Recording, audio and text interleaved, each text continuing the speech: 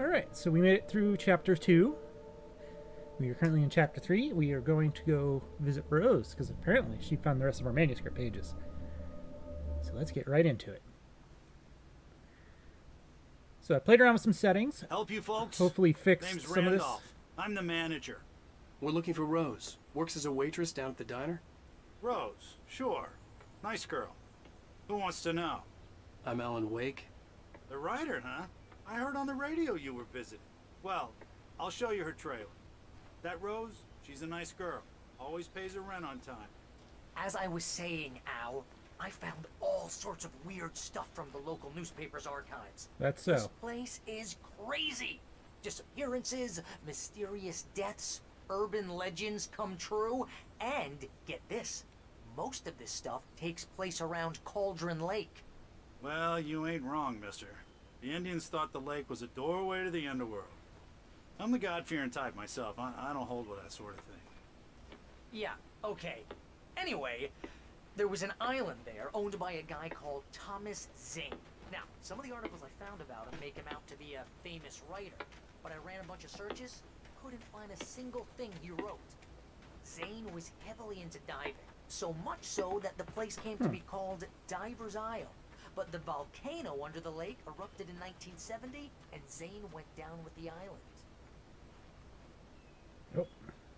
Yeah, like I said, it's a better with the weird screen tearing thing. That's just the nature of this version of the game. But Come on, mister. I'll take you to I thought they Rose's said trailer. windshield cream. I'm like, that's weird. If I remember correctly, there is, I think, at least, oh geez, Just one follow coffee me. thermos It's not and far. I think a page in this general vicinity. So we're gonna take a look around, see what we can find.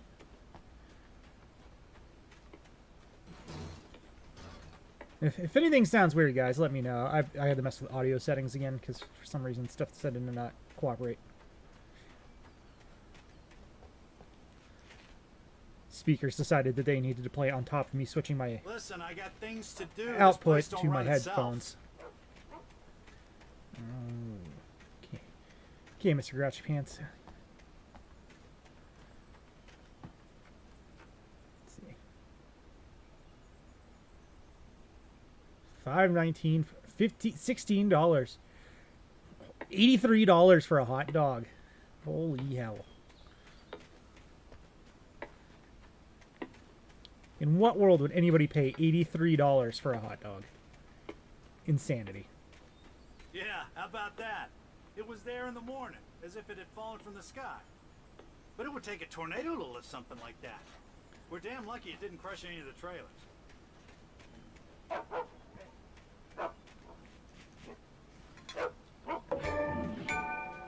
Nice.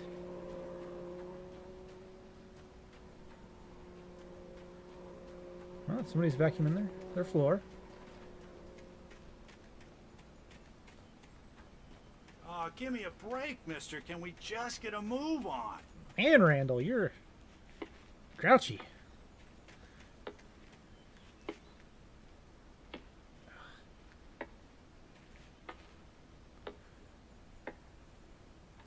Gets better. A local girl, Barbara Jagger, drowned in Cauldron Lake just a week earlier. They were lovers. Sure, Jagger's a local spook story. The Scratching Hag comes for you in the dark. Childish stuff like that. Anyway, Al, I'm just getting to the best part. All of the articles about this stuff were written by Cynthia Weaver. I asked around, and she's that crazy bag lady you met. What, the lamp lady? She can be a little loopy, but she's not homeless or anything. Yeah, anyway, she knew both Jagger and Zane before they both died, and she had some kind of a breakdown. Yeah, I mean, that's understandable considering, you know, two people you knew and were close with this died in a volcano explosion.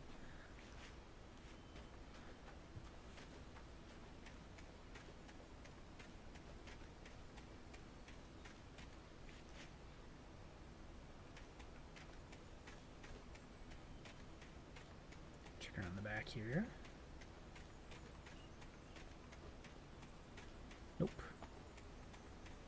Okay, geez. Come on, game. Calm down. If I had known this was going to be this bad, I would have played the original version. Well, mister, this here's Rose's trailer. You mind me asking what you want with her? We're just here to talk to her, pal.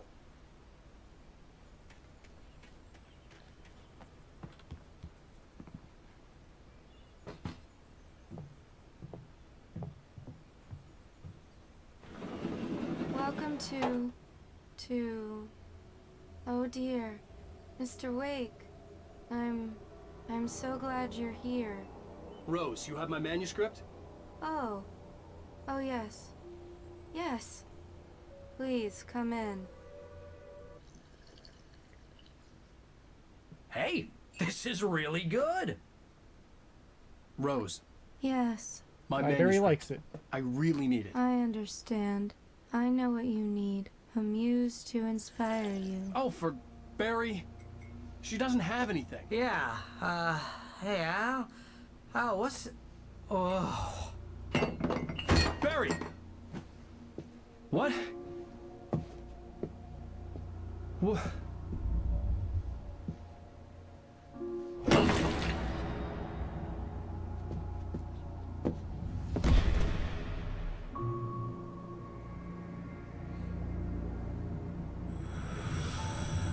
It's coming for you, hiding in my barber's skin. I'm too weak to stop it. You must turn the lights on. All right, I'll do my best. I'd come visit you and your lovely wife. You must finish what you started. I insist. You must turn the lights on. Turn the light on. Back to work, boy.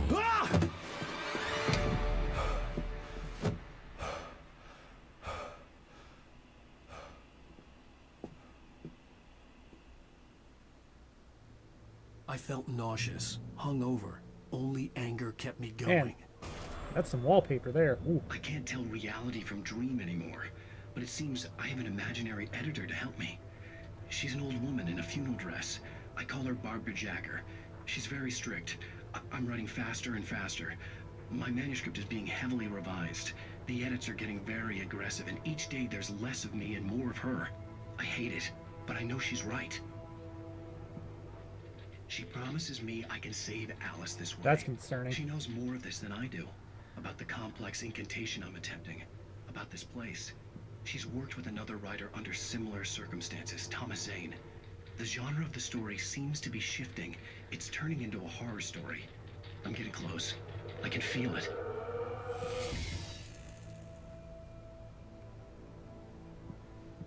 Oh, let's get out of this nut house. Rose took a day from me. I had less than 12 hours left to meet the kidnapper. All I could do was get Barry into the car, work something out once I got on the road. You guys interested in 72 tasty corn recipes? Welcome to the Oh Dear Diner. What can I get you today? Coffee? I couldn't work up much hate for Rose. Something had used her to get to me and left its mark. First refill is free. Milk and sugar on the counter there. Would you like to hear today's specials? Thank you. Oh, Barry's Have a dead. nice day. Come back soon. My gun and flashlight were gone. I'd have to find a way to get Barry into the car as quickly as possible. There was no time to waste. Yeah, I got another page. So, like last stream, I'll let these narrate themselves and let you guys enjoy the story. Mr. Randolph liked Rose. That little smile she had. How she was still sweet when life had tried so hard to make her bitter. It wasn't any of his business what she did in her trailer. But those strangers, the writer and his smart-ass sidekick, looked like trouble. And they'd been in there for hours, way past her normal bedtime. He reached for the phone and called the sheriff's station.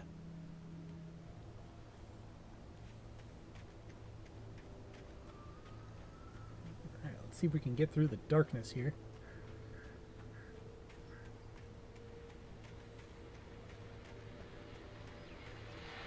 I just stepped outside to catch a breath of fresh air. Let me tell you, the weather's getting heavy. Nights like this make me especially glad I'm here talking to you and not home in bed Once the weather takes a turn like this, I can't sleep at all. But yeah. What's going on about this earlier? $83 hot dogs. Whew. Insanity.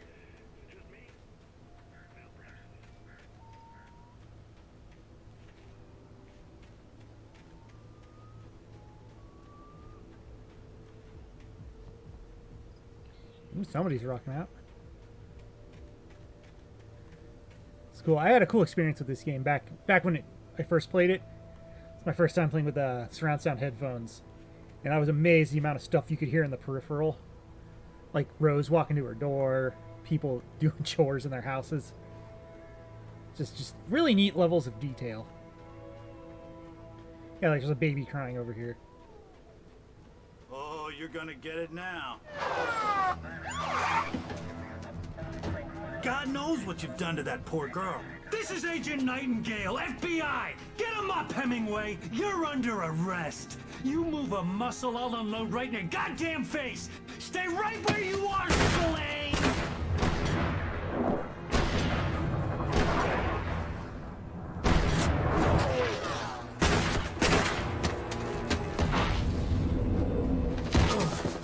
Good thing they're terrible shots. What are? I'm standing right here, you goddamn maniac!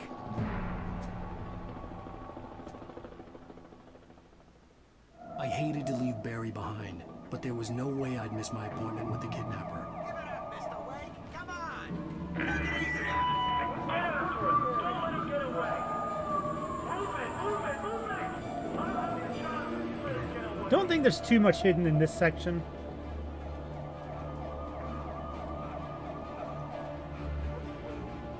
Oh, we'll keep an eye out.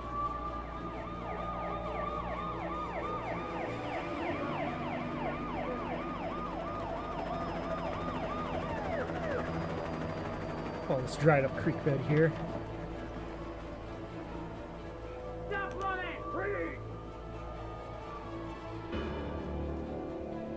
Okay, men. Keep your eyes peeled. He's gonna try to make it through here. Oh, damn. We're shooting flares off too. Oh, they saw me.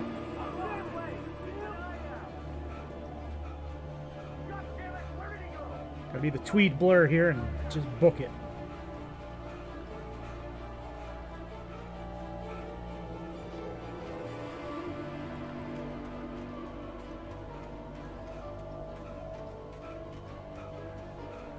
Alright, there's another page up there.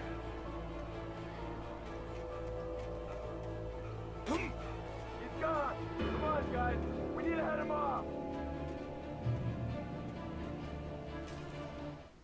For decades, the darkness that wore Barbara Jagger's skin slept fitfully in the dark place that was its home and prison. It was hungry and in pain. It dreamed of its nights of glory when the poet's writing had called it from the depths and given it a brief, terrible taste of power and freedom.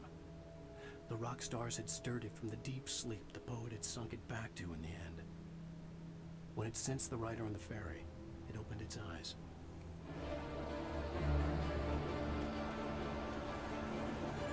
Starting to come together here.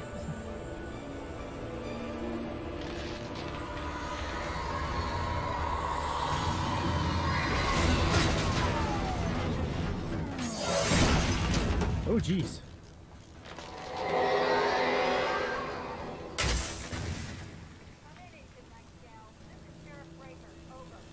Nightingale, over. What on earth is going on? My deputies tell me he fired at Wake and he didn't have a gun. He almost hit a civilian instead. Over. Sheriff, Wake's running. Should be getting some items here soon, so we can at least kind of evade some of this stuff a little better.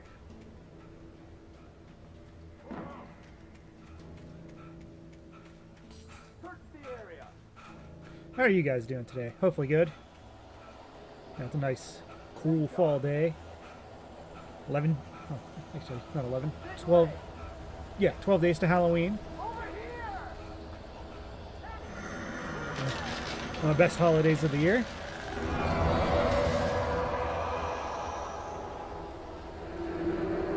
Got 8 days to the sequel of Alan Wake. Excited to have that pre-ordered.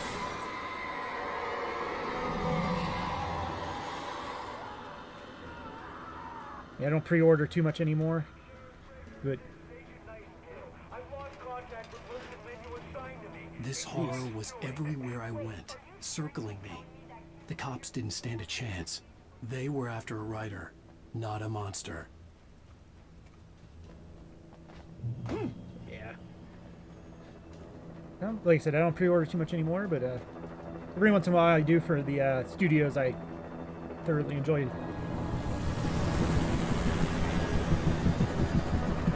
You on the ground. Hold it right there. Jeez. There's nowhere to run. Freeze!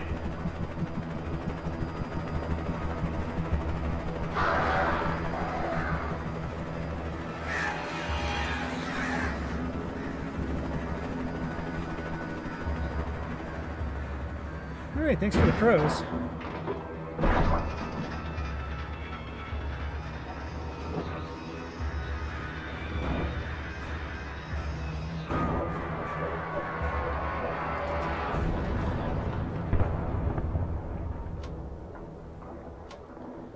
So they're probably fine, right, guys? It's probably fine.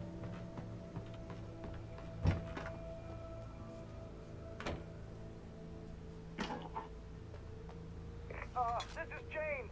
Mulligan, Thornton, come in. Over. Thornton here. James, we got both Wheeler and Rose in custody. They didn't put up a fight or anything. Why, they were... Hey, what are you... Come on. Sit down and give me that. James, Mulligan here. Over. See what this one shows Go us. ahead, Mulligan. Over. I could see the lights of the radio station in the distance. Okay, so that's where we're heading. That Fed had a pretty distinctive whiff of Otis Scotch about it, you know what I mean. Over. I don't have anything on that, Deputy Mulligan. Over. I imagined that the broadcast tower in the distance was part of the local radio station. Maine seemed like a decent guy. Perhaps he could give me directions to the coal mine. Okay, cool.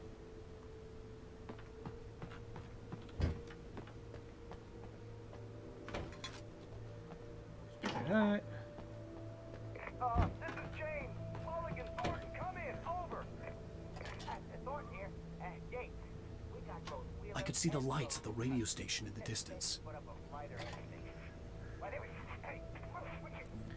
So yeah, we're gonna go head to the radio station here. James, Mulligan here. Over. Go ahead, Mulligan. Over. We got Wheeler and Rose here. Wheeler's drunk or hopped up. I imagined that the broadcast tower in the distance was part of the local radio station. Maine seemed like a decent guy. Perhaps he could give me directions to the coal mine. Yes, we just won't look to the left.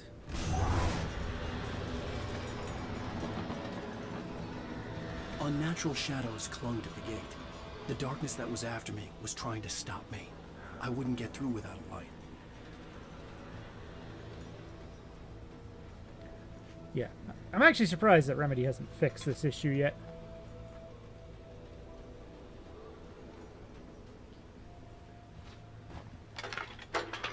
Generator time.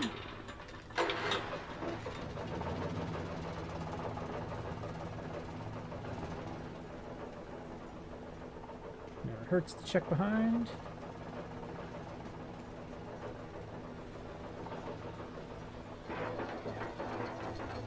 The old generator conked out. I'd have to see if I could fix it and try again. Oh, it's one of those generators. Okay.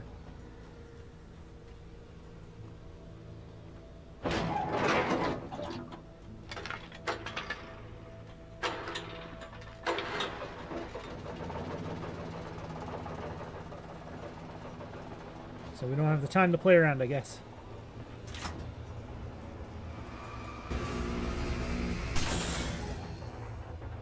Okay, through.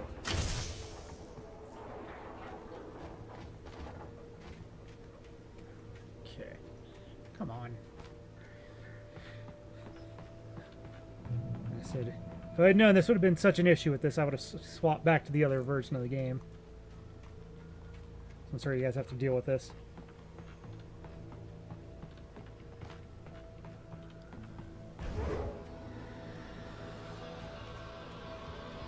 There's a flashlight.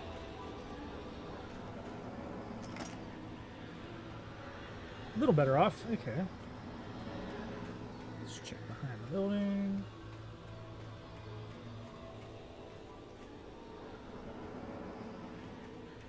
And nothing here. Okay.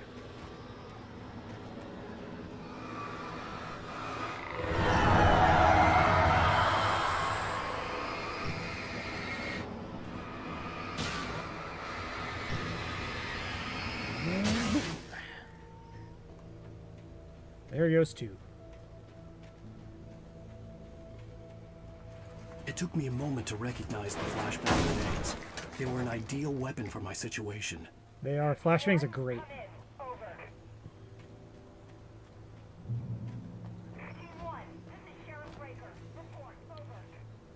Yeah, they work as well as the flare gun does.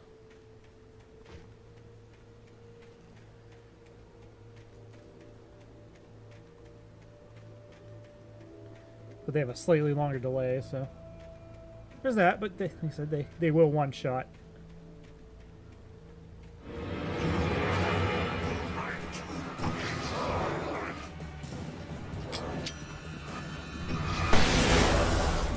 Boom. Jeez, come on, game.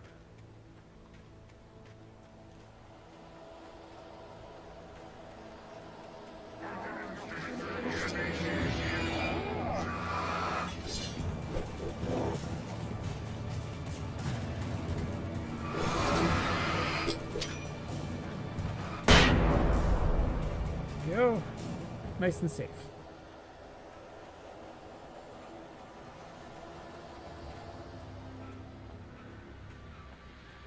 Nice pile of flashbangs. And here's another call. You're on KBFFM with Pat Maine. It's Milt Peabody, Pat. What's on your mind, Milt? Well, I live near the trailer park, Pat, and there's a big ruckus going on over there. Well, that's just up the road from me, too. What's going on? Oh, there's a page.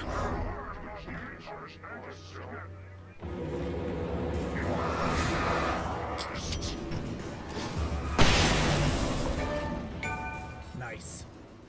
Another trophy.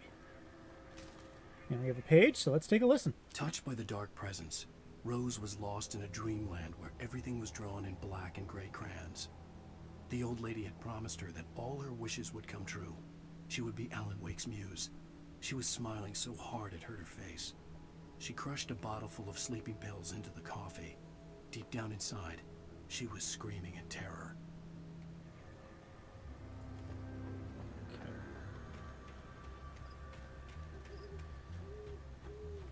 Can't get up there.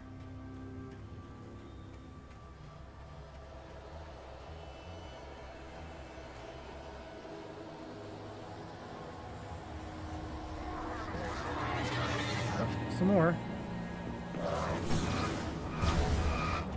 No, a little closer. A little closer. That's it. Bye-bye.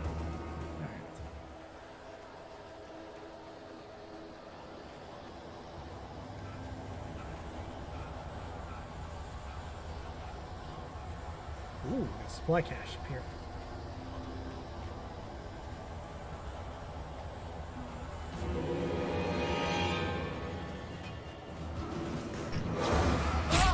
Yeah, jerk.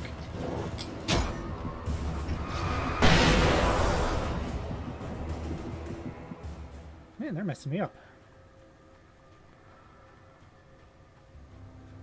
No generator, so that's good.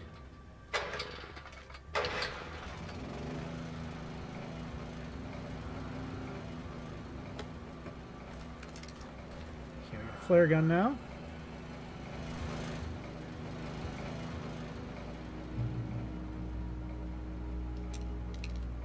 Not that I want to use that yet.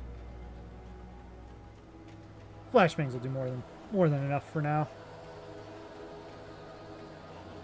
Let's head towards that cop car.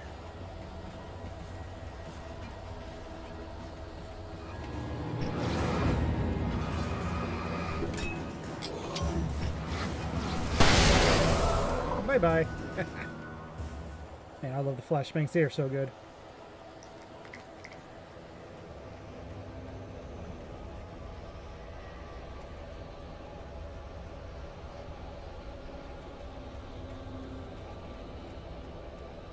Alright, looks like we're pretty close to the radio station now, so probably get attacked one more time here, I think.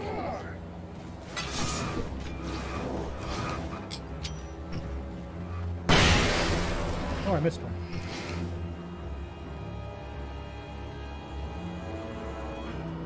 I'm not gonna waste another flashbang on him, so.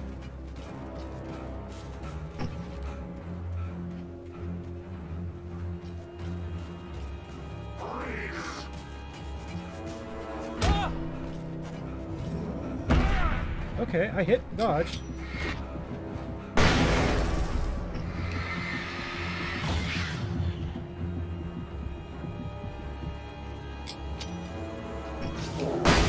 There we go. Bye-bye.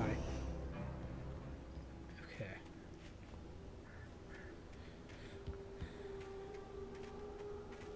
I think it's... yeah, there's the gate. I hope Maine could lend me a car to get to the coal mine. Oh, hello, Lorna. What do you have for us? Some coffee over there.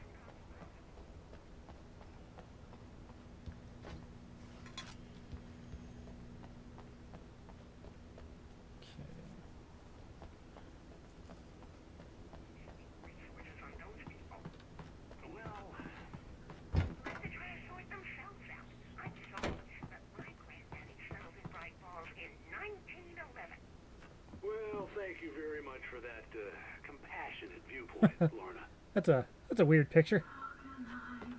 Oh, here's a little surprise.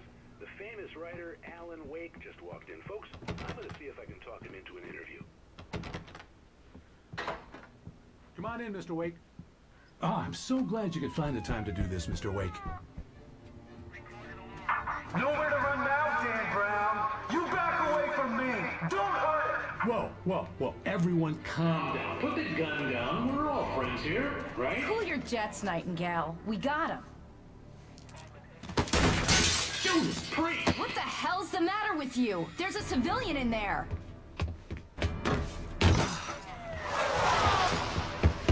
Yeah, Nightingale's a bit of a loose cannon.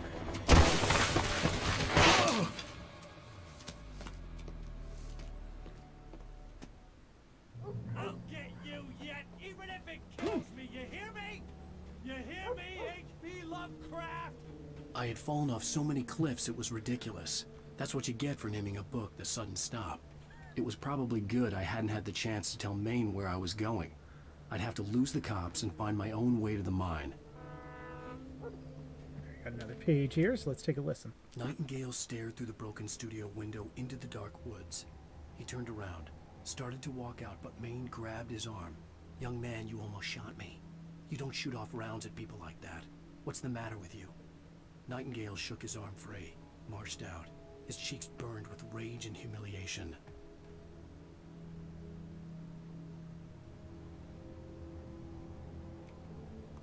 Jeez.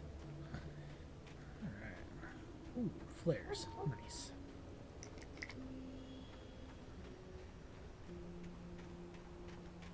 Looks like we've got some stuff down here too to grab.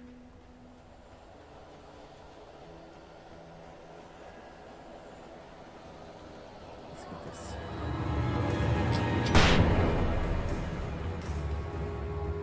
Get rid of them.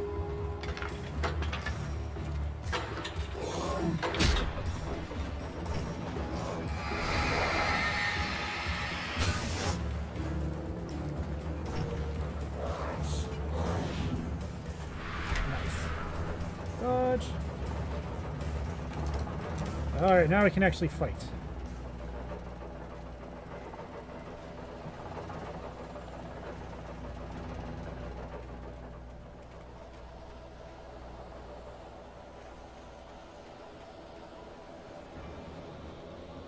This looks like a path. Let's go take a look up here.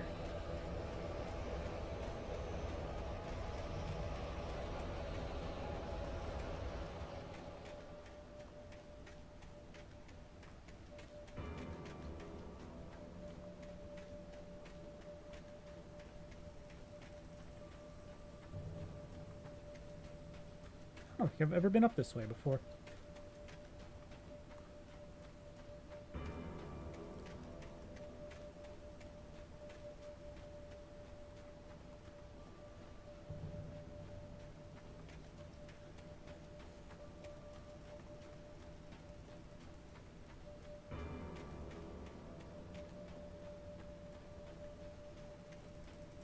Jeez, where is this taking me?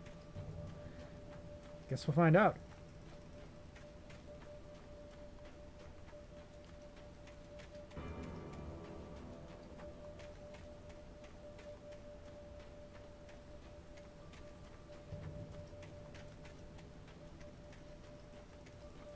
That's the radio tower. Okay.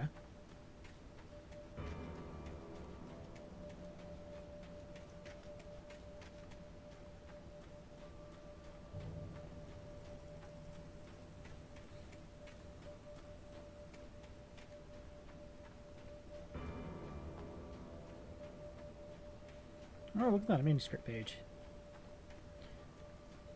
And a flare. Nice. Jeez, come on, game. Danny had stepped out, but what stumbled back in was something else. Something alien. A monster. Walter tried to kill it, first with his fists, then a chair. It wouldn't die. Instead, it kept coming, unaffected by the beating it had taken. After Walter managed to kick it down the cellar stairs, fear took over. He ran, got behind the wheel, gunned the engine. The booze wouldn't make him forget, but he knew he had to try. Alright. So we got another page. Let's head all the way back down and continue on to the train station.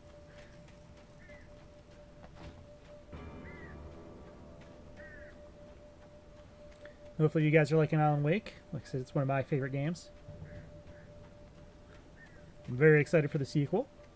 And if we have time, I'll even do American Nightmare for you guys.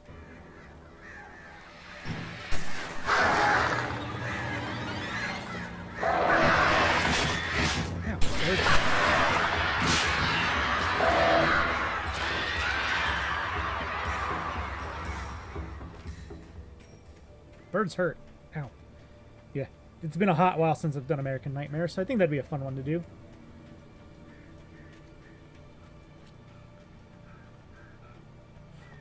Yeah, we have until the 27th till number 2 comes out, so I think we can squeeze it in here.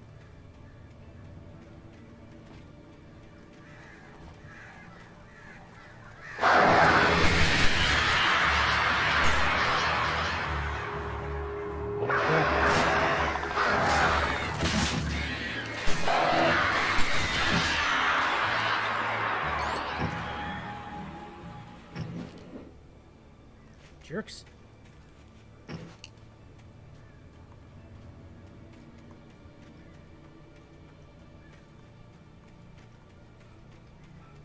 Hopefully that's the last time we get attacked by crows. Okay.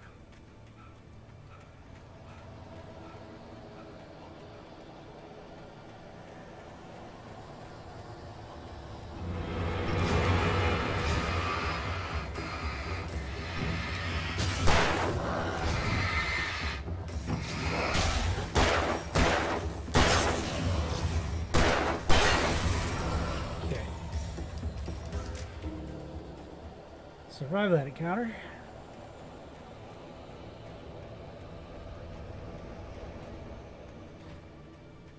There was no sensible reason for the power company work lights to be here. It was almost as if they'd been left for someone like me to use. Just controls them. Okay, we got a shotgun.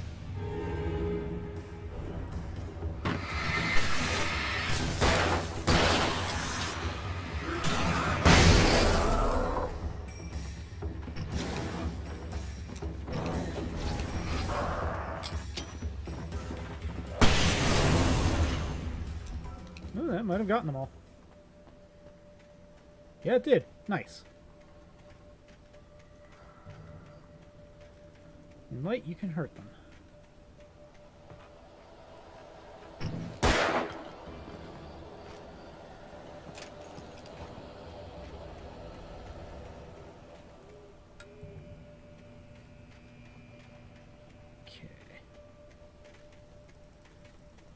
there's anything up there, but let's take a look.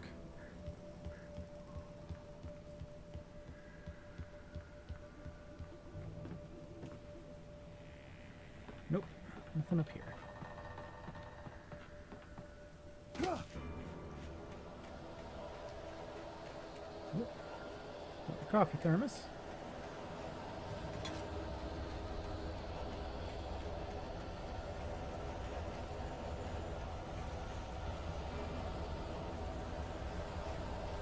Ooh, and a manuscript page.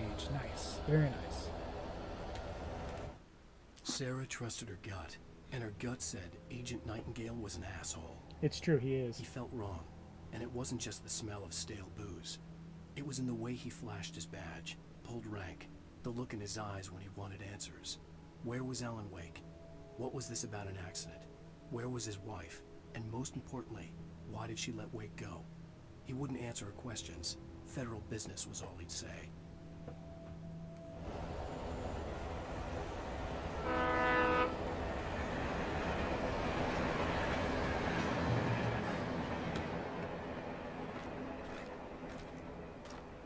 Alright, we got some good supplies now.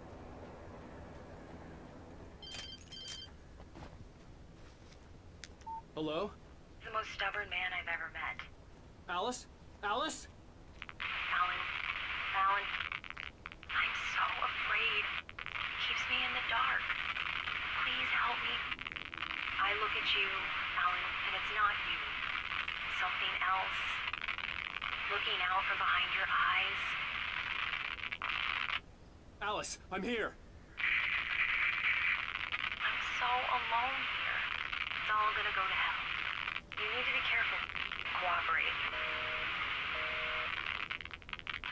The connection had been terrible, but that wasn't the only thing that hadn't been right with the call. She sounded wrong somehow, but she had called me. Yeah, pretty sure that's the darkness calling, bud.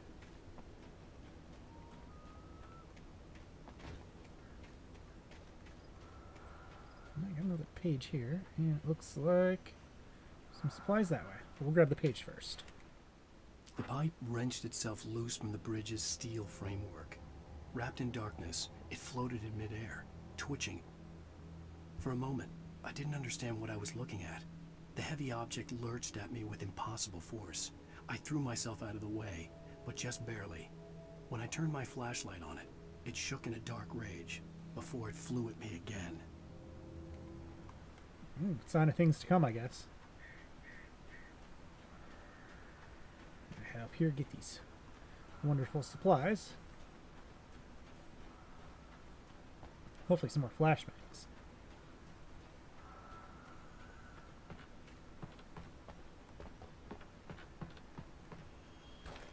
Revolver ammo, that's always good.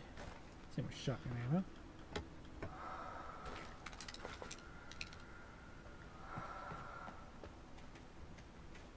Alright, that was definitely worth it. Back here.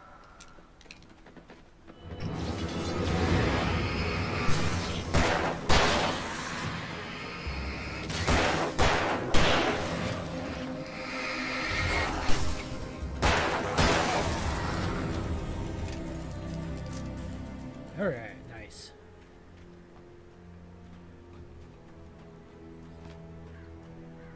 None the worse for wear.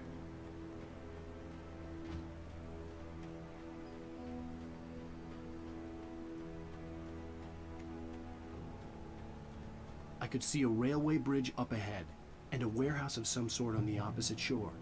I hoped I could find a car from there. Hopefully.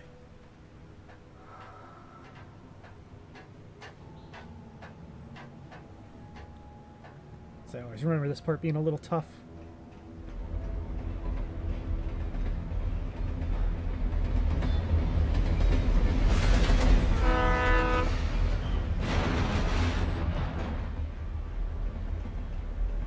The darkness that was pursuing me was growing stronger, and it was taking over everything in its path.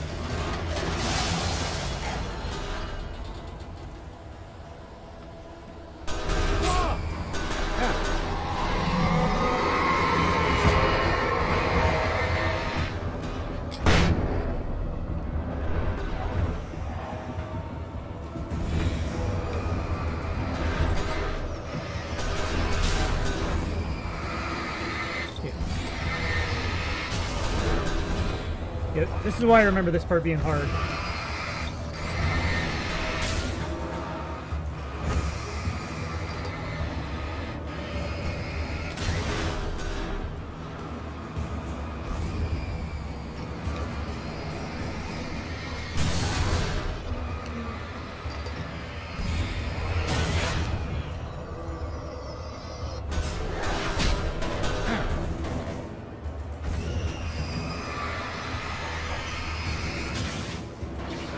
It'd be nice if it picked the lighter things to throw at me.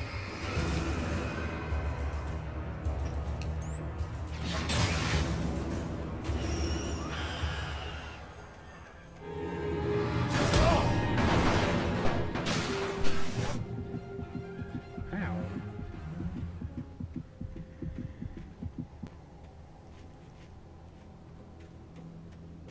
Okay, jeez, ow. Ooh, another page.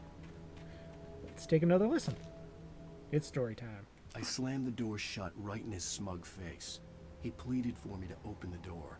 True to form, the asshole actually thought I would obey. I had no sympathy left, no guilt either, not for him. I took a moment to savor the scream. I bet I had a smile on my face. It was all that I had time for. The dark presence was inside the lodge with me. As a teenager, just starting to get interested in writing, Stephen King had been a source of inspiration to me. I thought about all the inanimate objects that had come to life in his books. Ooh, no one is safe in a good horror story. Certainly not the protagonist. That's what makes them fun. This was anything but. The darkness could possess anything, and it was getting closer. So, yeah. Well, I got our first flashlight upgrade. So it has a longer run time, so we can hold the charge longer.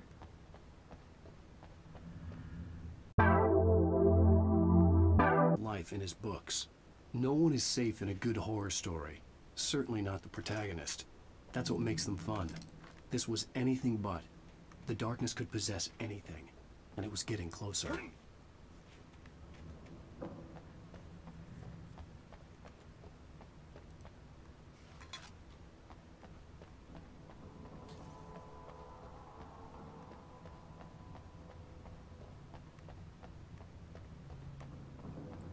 Flare over here. Let's grab that.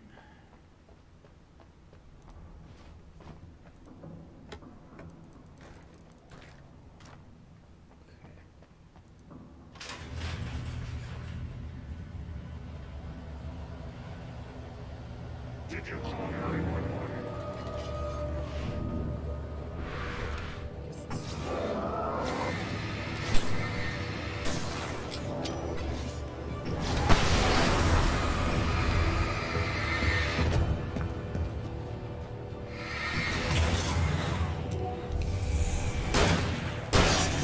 There we go. Using the last flashbang, but that was worth it, so.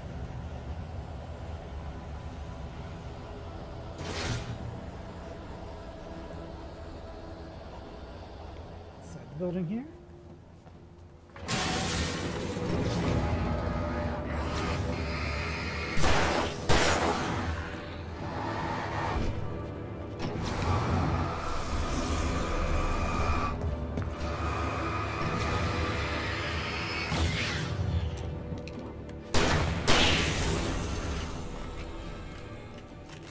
Looking over his shoulders. I'm thinking there's somebody here.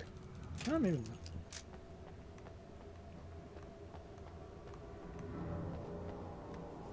Okay, so nothing back there.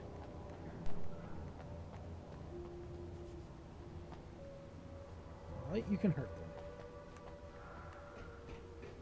Stairs we go. And a bit of a safe zone.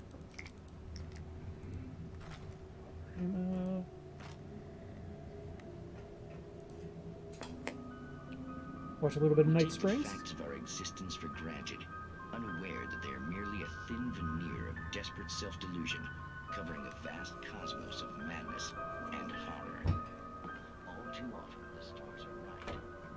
Ooh, another page. Spring. The darkness surged towards me, sucking everything loose from the ground into its depths, tugging at my clothes. I saw the flare the kidnapper had dropped and threw myself towards it just as I felt my feet leave the ground. The darkness embraced me with the force of a tornado. Somehow I managed to light the flare. The darkness roared and cast me away. I fell toward the dark waters of the lake far below.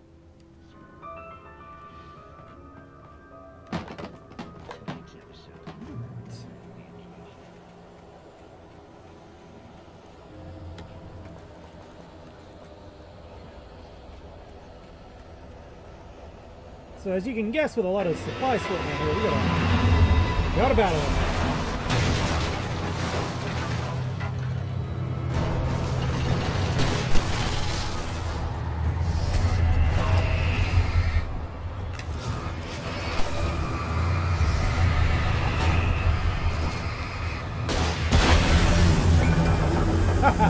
Two flare gun shots. Perfect.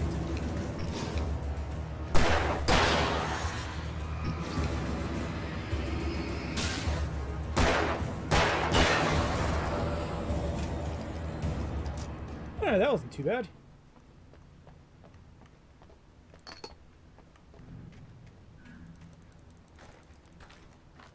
Got some supplies. Check the other ones, see what they got. Probably nothing I can take, but flare gun. More flare gun stuff. So maybe we'll be a little more liberal with it.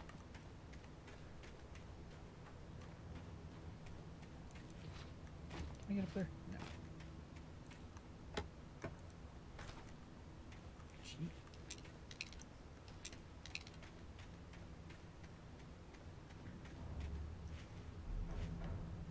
Okay, nothing back there. Okay.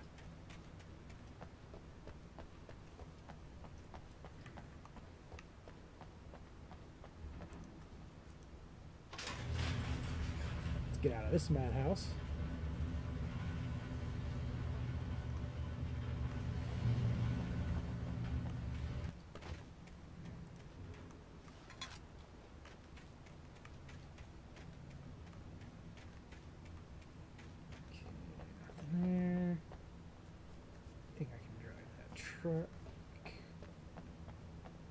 Yes.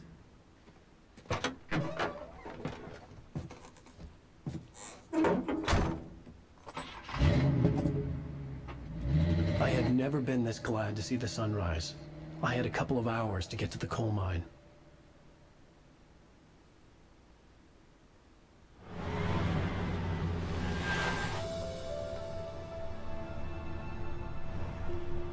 The coal mine wasn't far now.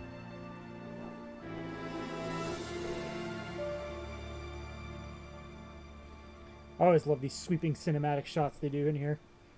They're really cool. Today, I would meet the kidnapper, and he would give me Alice. I wouldn't give him any other choice. A drowning man will clutch at a straw.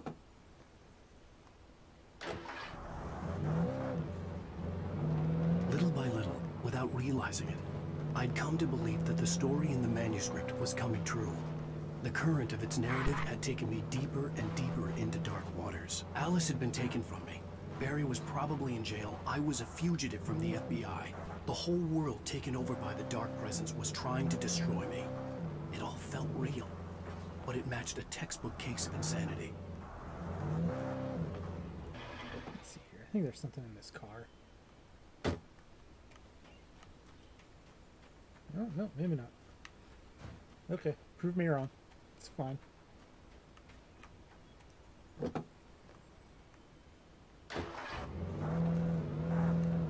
Yeah, this is some of the little bits left from the open world aspect of the game.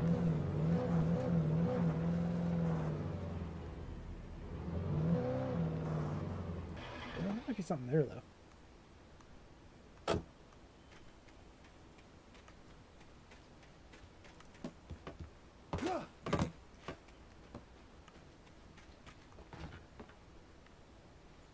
Nope, bridge is out.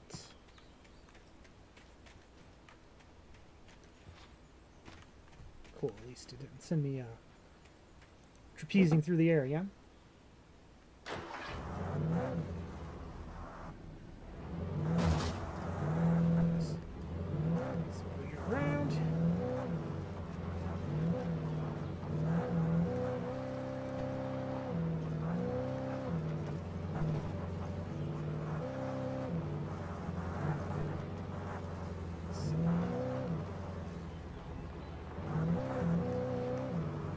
Nothing like some, oh jeez, some off-roading.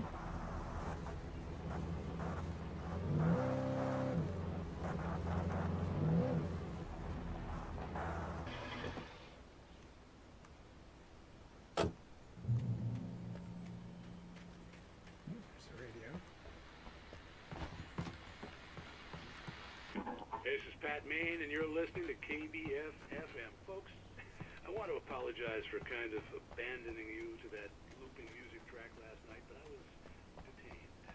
You see, I encountered a big shot G-man with an itchy trigger finger who could use a lesson in manners and a boot in the ass. Not necessarily in that order either. Folks, I like Pat.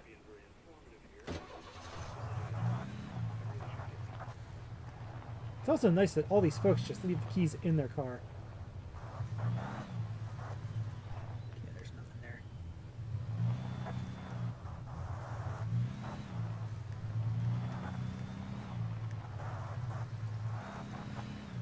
So we're gonna head to the coal mine.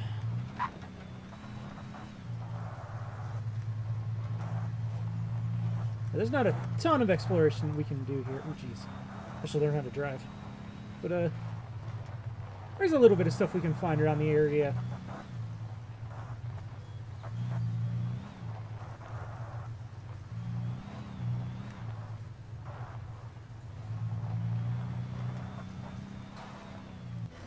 We got another fire tower here we can check out.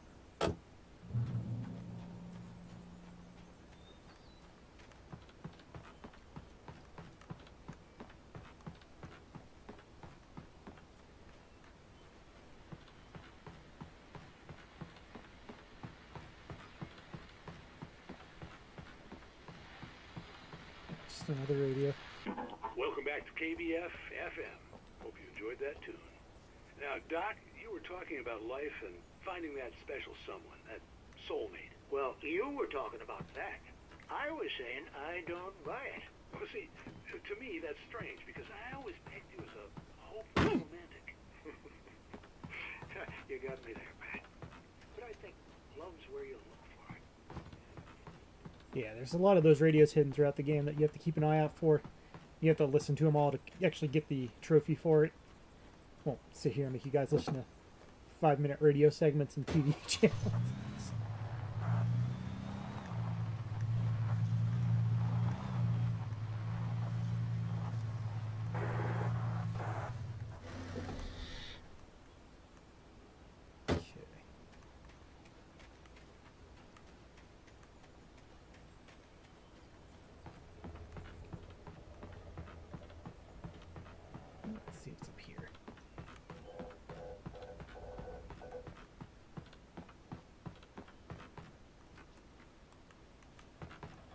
Staircase. Yep, manuscript page. For Mott, spying on the writer on the ferry had been a disappointment. His boss had made Wake out to be something special, but Mott hadn't been impressed. He'd gotten a good long look at the wife, though, and he liked what he saw. Mott had fantasized about goading Wake into a fight, but it hadn't happened.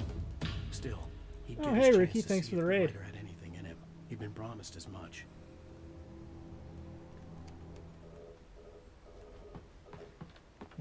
Oddly enough, we've been dealing with some technical issues, so if you see the game freeze up, that's why. But yeah, we're most of the way through chapter 3 here. We're heading to the old coal mine.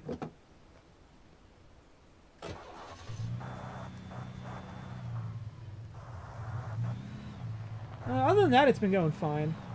You know, usual.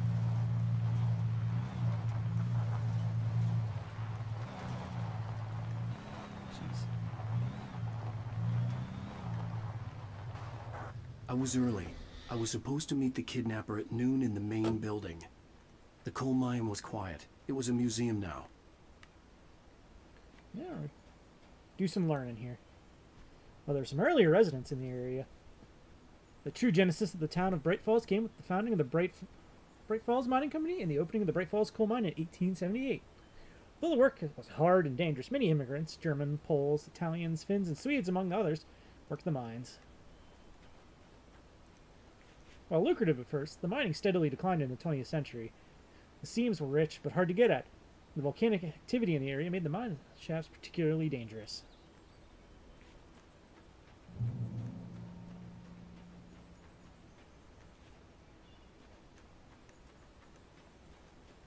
Yeah. And apparently there's no fixing that weird screen tearing. Everything I've tried doesn't work. So unfortunately, it's just something we'll have to deal with. Let's take a listen to this next page. With Nightingale gone and the night wind blowing in through the broken studio window, Maine stared at Sarah. The sheriff looked away. Maine's voice shook with barely controlled anger. That boy's doing more drinking than thinking. I hope you know what you're doing, Sarah. He's got a sickness in his eyes. You take my word for it. He wants Wake for a reason, and it's not for anything good. It's not. Okay. In 1970, a volcanic eruption below Cauldron Lake, while relatively minor, caused the most deep mining tunnels to collapse or flood. 32 miners lost their lives in the calamity, and all the mining around Bright Falls came to a final stop. Now many of the remaining buildings are protected as historical landmarks. Exciting.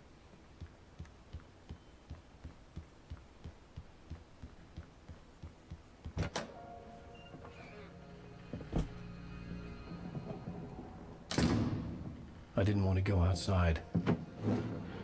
Cops had to be looking for me. The noon sun turned the place into a sauna. The day dragged on. Different scenarios ran through my mind. Ways of how I'd torture the kidnapper to get Alice back. Or the different horrible things he could have done to her. I imagined her dead. I had no way of knowing she was still alive. It was killing me. Yeah, Streak, you I didn't was know. running on blind You're hope. welcome. It was all a waste of time. The bastard never showed up.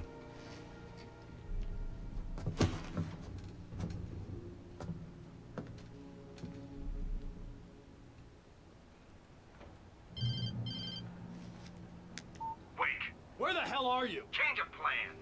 You know where Mirror Peak is? It's a big mountain north of where you are. You follow the path from the mine, you can't miss it. There's a lookout point there. I'll be waiting. I'm through being jerked around You by want you. to see your wife alive? Because if you do, you better watch what you say to me. Do we understand each other? I want to talk to Alice. Yeah, and I want the manuscript. Don't keep me waiting, Wake. Hello? What a swell guy. Ah! I'm gonna kill it. I had to get to Mirror Peak.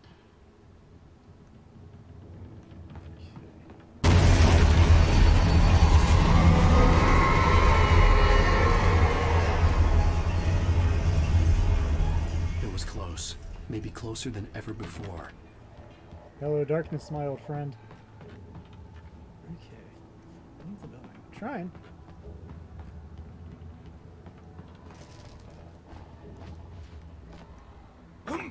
Oh, ow. Okay. Let's see. Ooh. Oh, there's some supplies. I don't know which I need. Oh, and a thermos.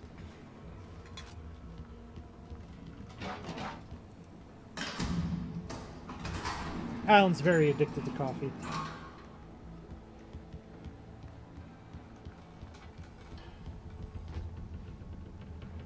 Okay, I don't think there's anything else in here. Nope, okay.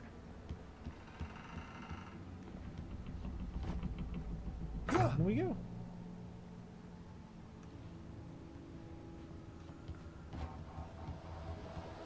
Looks like we got another manuscript page. When Thomas Zane fell for Barbara Jagger, it happened fast. She was young, vibrant, and beautiful, full of life. He had never been a very happy man, and without any seeming effort, she had changed all that. Zane felt good for the first time in his life. Everything she did was another piece of a jigsaw puzzle he hadn't even known he'd been missing. And best of all, she made the words flow, strong and sharp. She was his muse.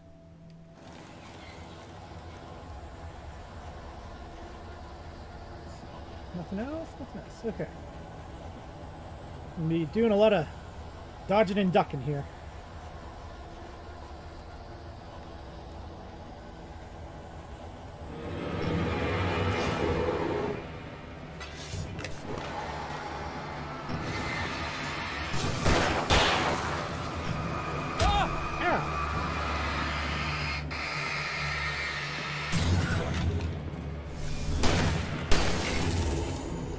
get?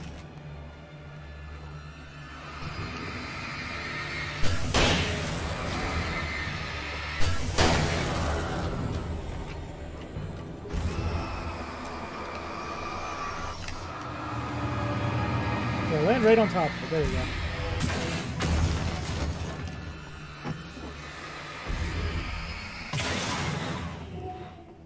Alright.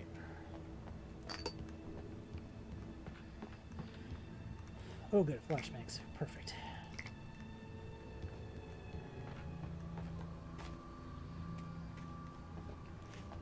And nothing there.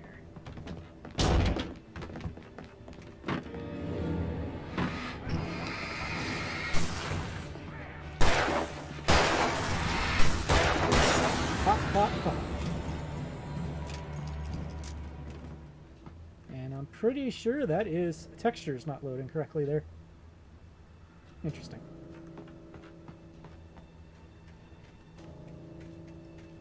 Is there anything back here? No. Yeah, you'd think the remastered version wouldn't have so many issues.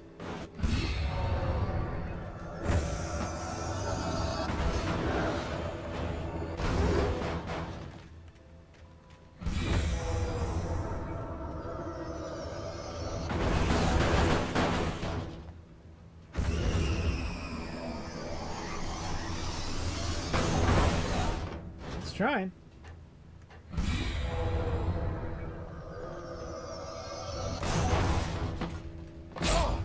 Now.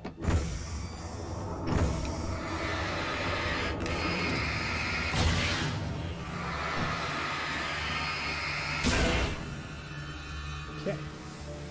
Now things aren't flying at me for a second. Let's get out of there.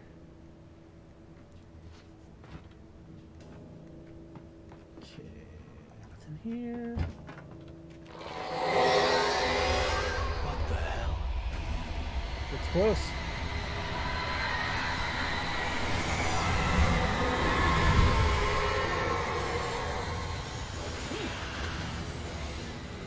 The only way to reach the hillside ahead was to go through the building. I had to find a way to avoid electrocution.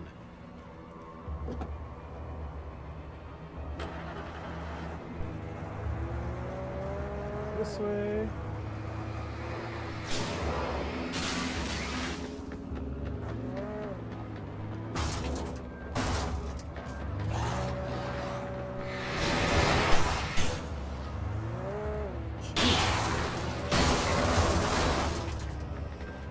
Oh, gotcha.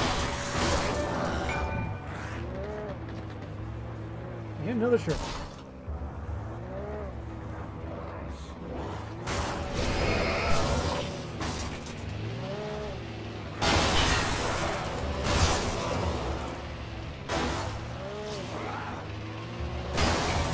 There we go. Bye-bye. Try not to waste that truck because we're going to need it for a little later.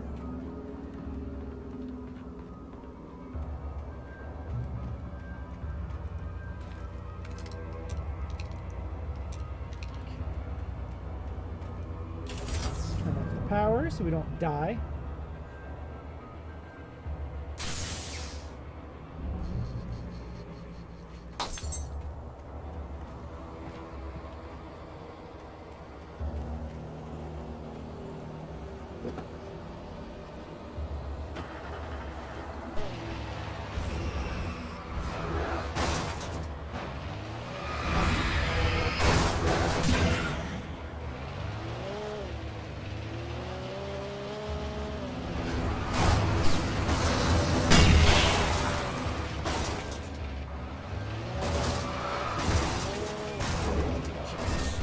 Jeez, I got stuck here. Oh, I'm dead. Alright. So I guess playing around's not the right call.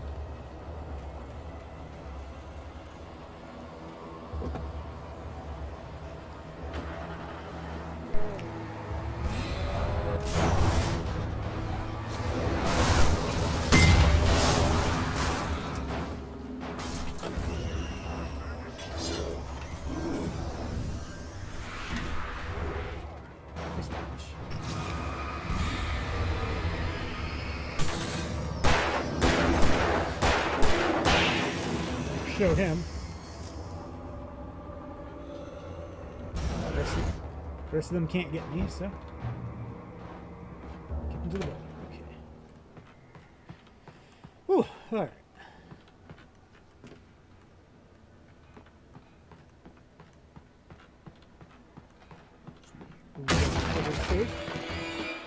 Alright, prove me wrong, yeah, that's fine.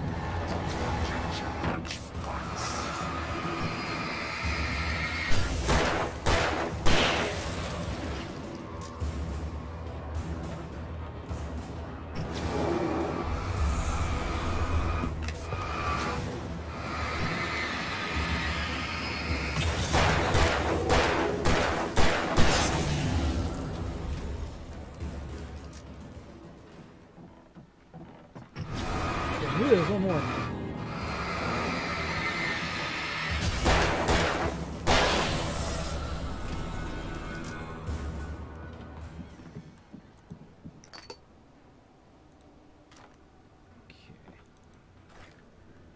Supplies. Yeah, I thought there was some more stuff in here.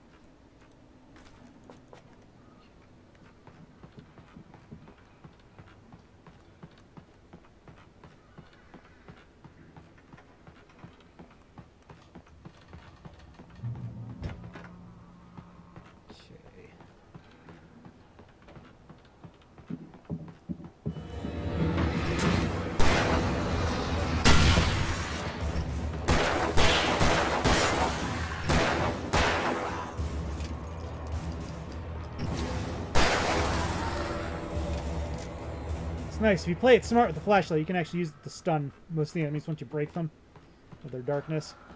So that's why you'll see me tap it real quick. Okay, and ladder.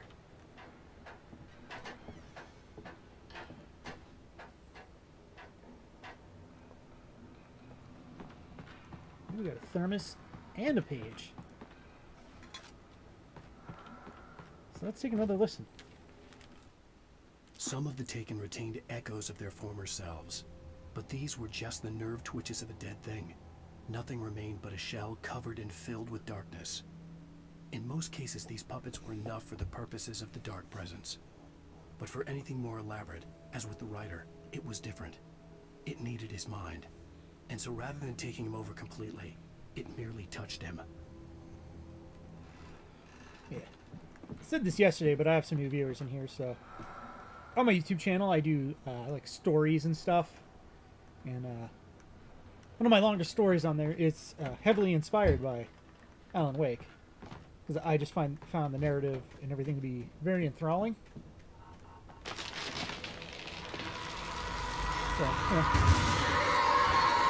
if that's something you're into, feel free to check me out over on YouTube.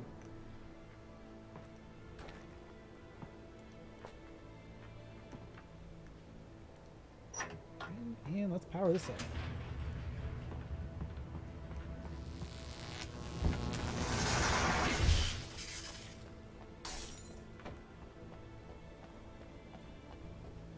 Ooh, flashbangs. There was no way the flashbang grenades were standard power company equipment. Oh no, they absolutely are.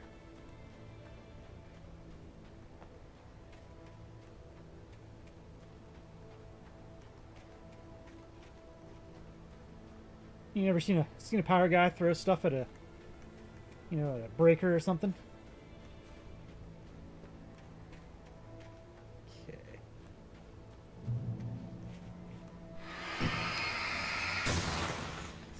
Ooh, I'm sticking that one.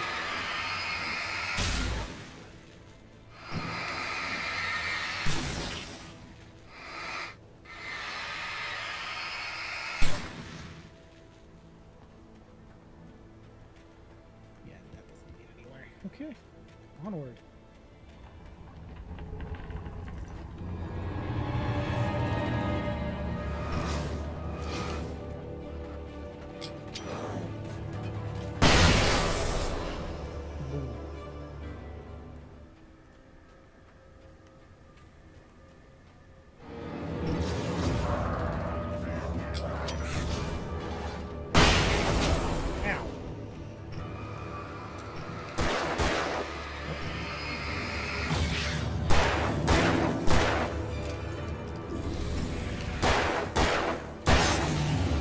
Here, I thought I broke them.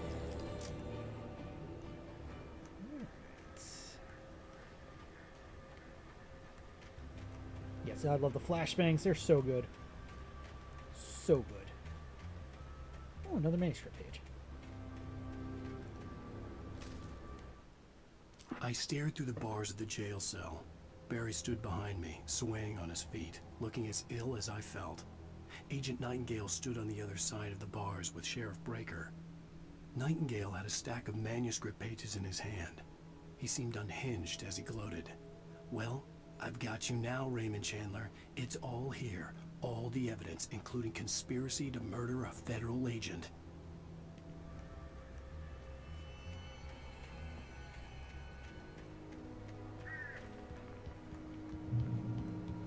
That's alright, Bird. You just leave.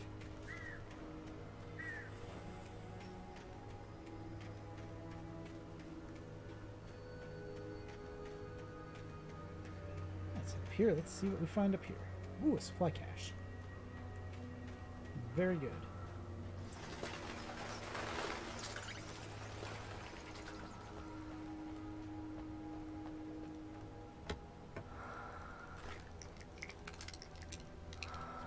Flashbangs.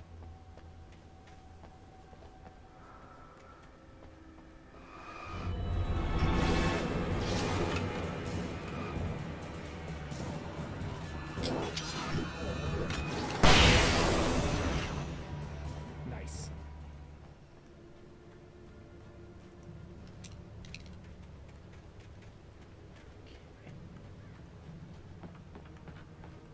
Yeah, no thermos. Awesome.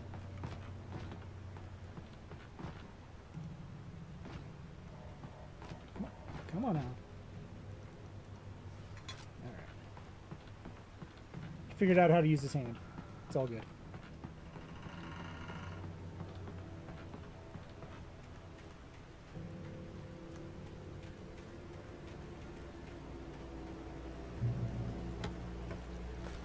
Alright, got some revolver rounds.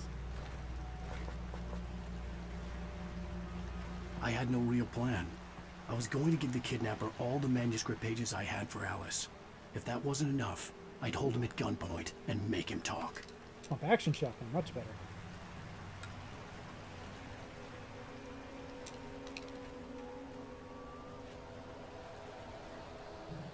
So that's the way the game wants me to go. So let's go this way.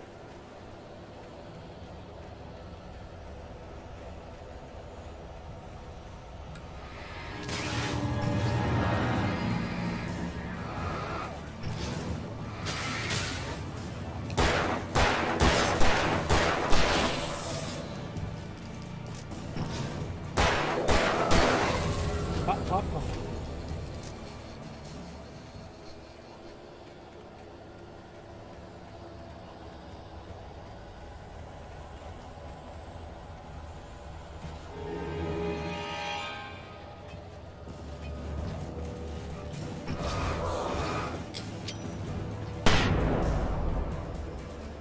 All right, safe.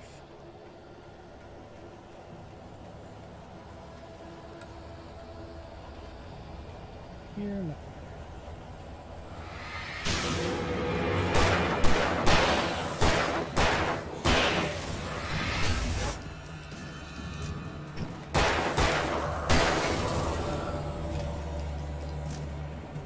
Okay. Safe and sound.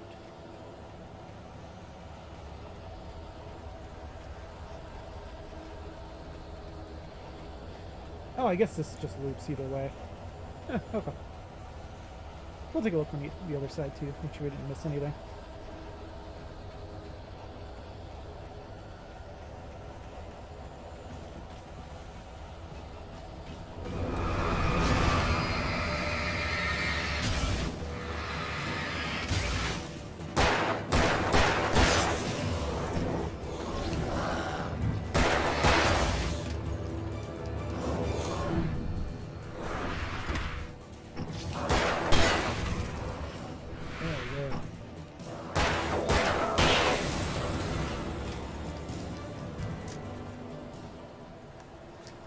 There's something probably in here.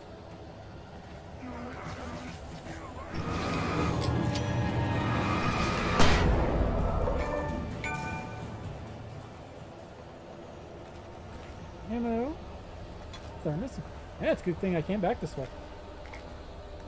Okay, we're out full on shucking. I know, so maybe we'll use that for a little bit.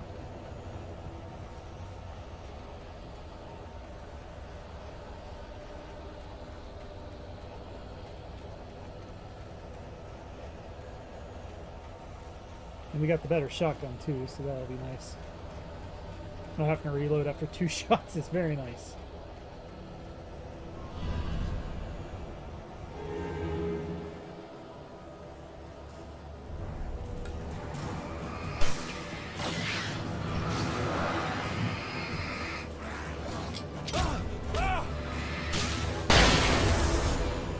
Boom.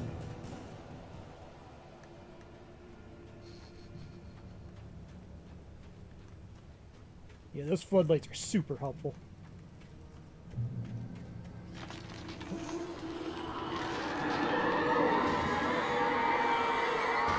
Helps if I stay in the light enough for it to heal me.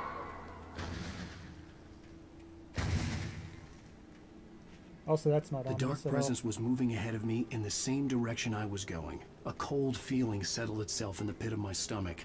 Was it going for Alice?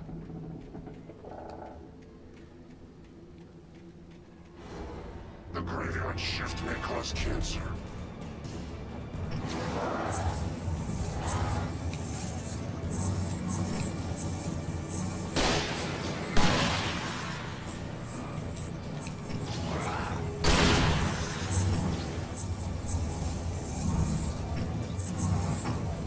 I hate these super fast enemies.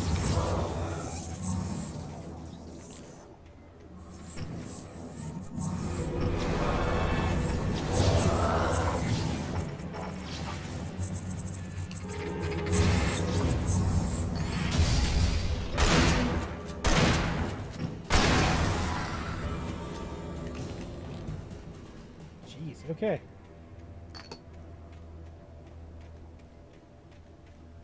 Well, that takes care of that. We go. Up we go. Oh, something in there.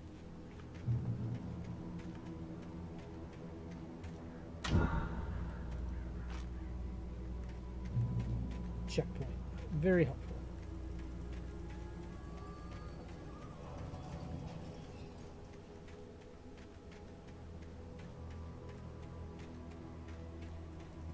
Here. The place was dead, a ghost town. Had been for decades, maybe a century.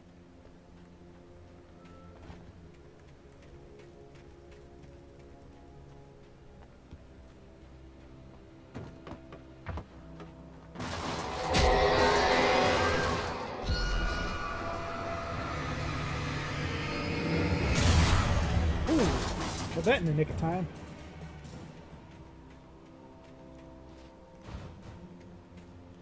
Yeah, there's nothing in there. But it's time for another manuscript page. Things were never as simple in real life as in fiction. I had lost count of the times I had wished there'd be a clear reason for my writer's block. Something to fight, something to lash out on. There wasn't. I was filled with doubt. I was nothing like the hero in my books. Alex Casey had gone through his life with single-minded determination, never wavering from his goal. Even now, I was angry at myself, angry at Alice, angry at Barry. I was fumbling and I had no plan.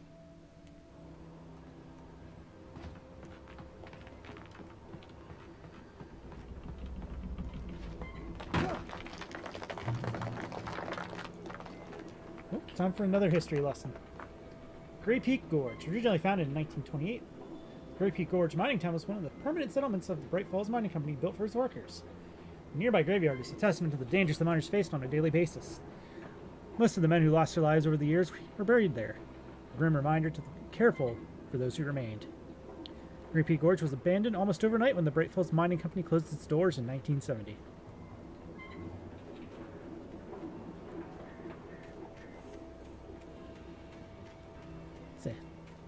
Nothing like a history lesson.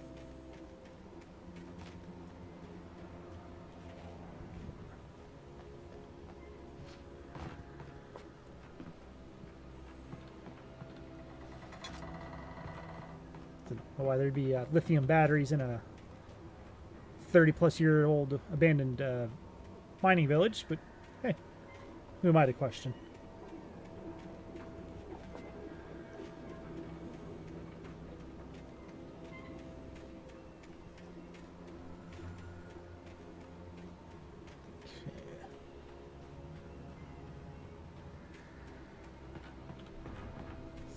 There. Can I get in this building? No. Okay.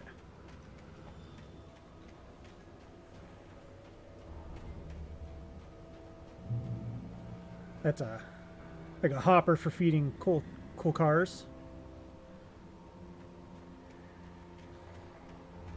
So.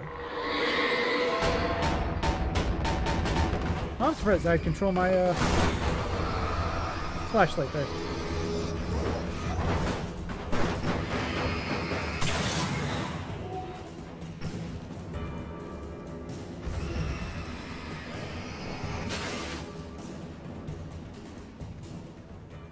Okay.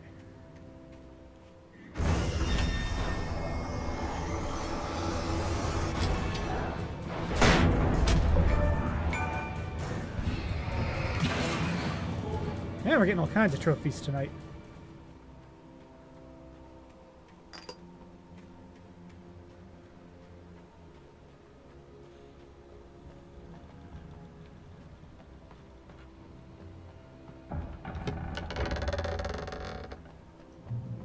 Just get through there, that's spooky.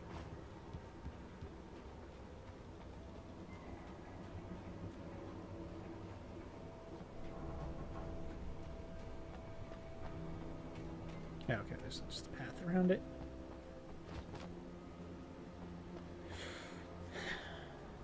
Alright, anytime is train time, guys.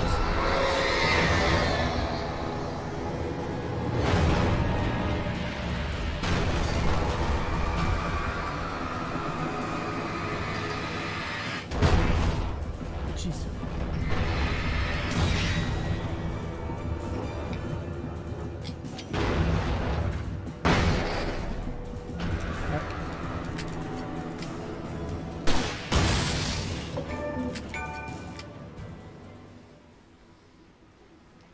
Okay, man.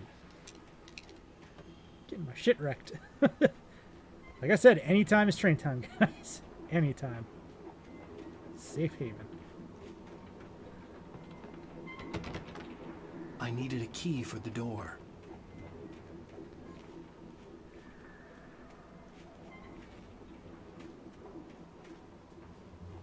Oh, look at that. Convenient.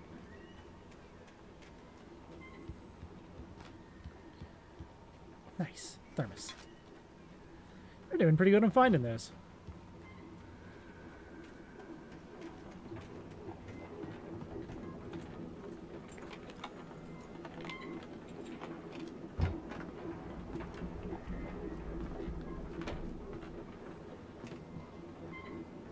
Flare gun ammo. Always appreciated. Anything outside of riding is a struggle. I feel ill. I managed to make my way downstairs. There's a shoebox filled with books and papers by Thomas Zane. It's very hard to focus, but I managed to read some of it. He's a poet, and a good one. He writes of muses and creators summoning fabulous things from a magic lake, using his powers to shape the world of a realm of gods and dreams and demons, dark things that wait for a chance to slip through, wearing the flesh of men as disguise. Zane writes about himself, his girlfriend being taken over by a dark presence, about growing scared of the lake.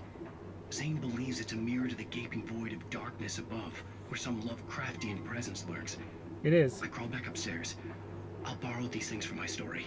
They ring true. They fit.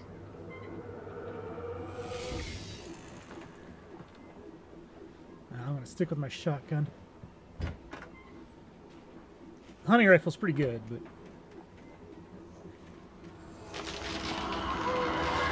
shotgun's much better.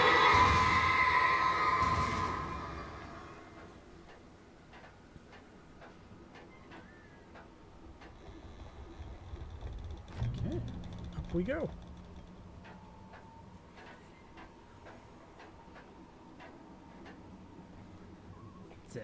I always like like abandoned mines and buildings and stuff. I think that's a really just cool atmosphere in and of itself, especially in fiction. You guys have some like favorite, settings or Had sent me themes? a text. The message was full of spelling errors and insults. It was telling me to hurry up. Another supply cache. Very nice.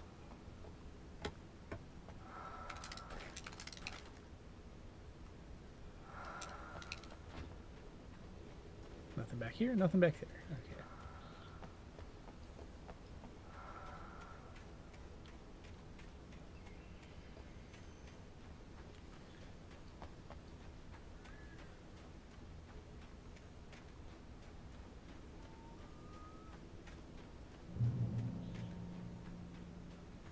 I think we have to deal with a bunch of birds. Birds.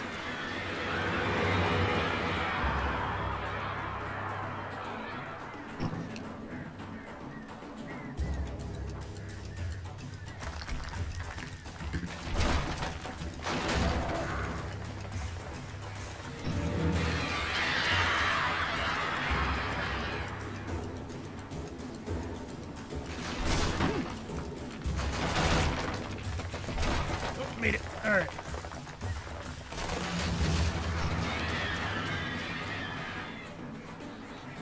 Not this time, Hitchcock.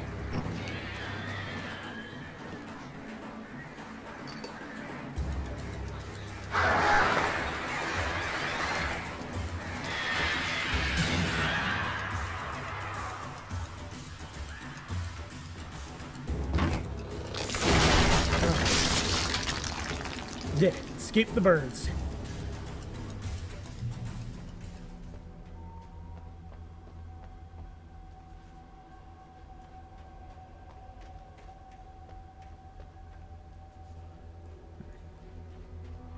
Nope, guess there's only one way to go. Okay.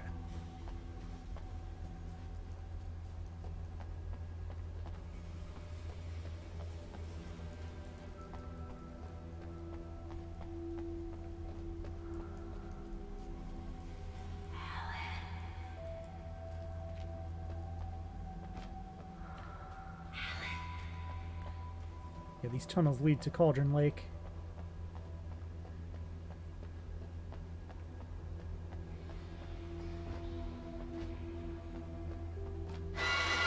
Without warning, the headache stabbed at my brain.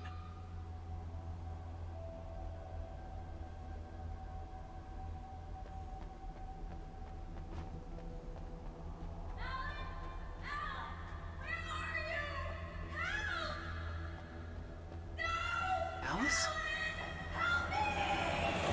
Alice?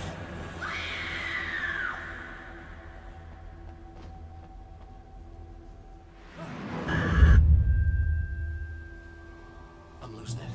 I gotta get out of here. Found another page. Let's take a listen. The hunters were big, thick-set men, confident and at home in the woods. They were feeling good, running on beer, ghost stories, and camaraderie late into the night. It did them no good, as they were taken by the dark presence, sucked deep into a darkness far worse than any ghost story they ever told or heard.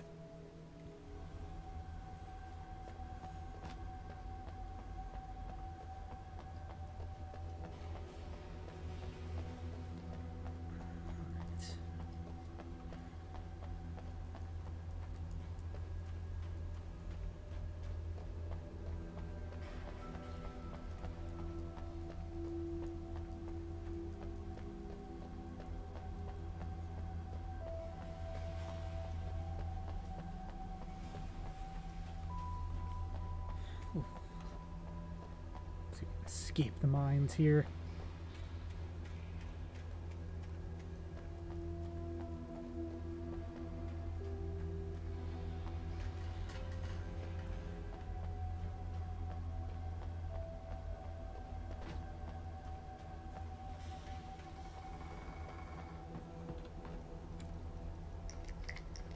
Some flares.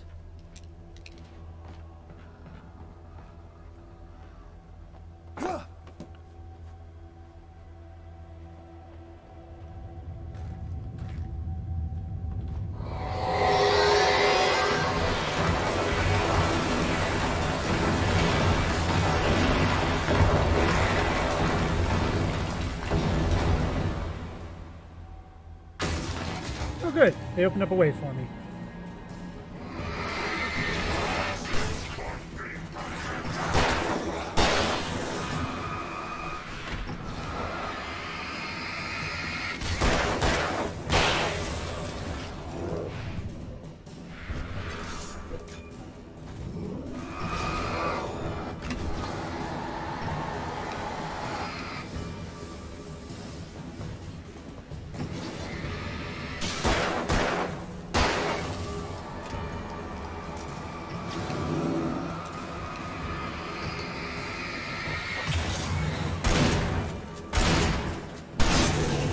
There we go.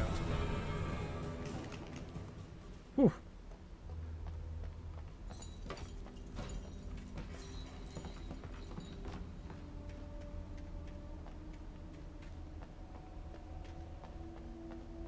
Oh, another thermos.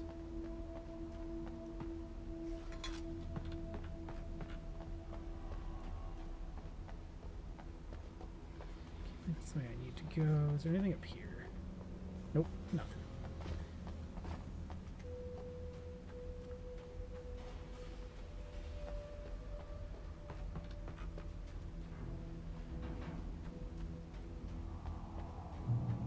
I'd have to make my way up this mine shaft in order to go on.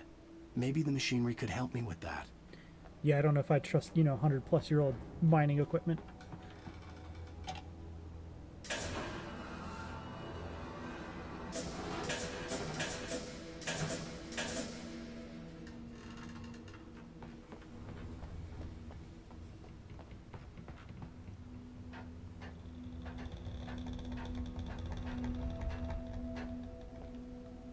Well, we haven't died yet, so...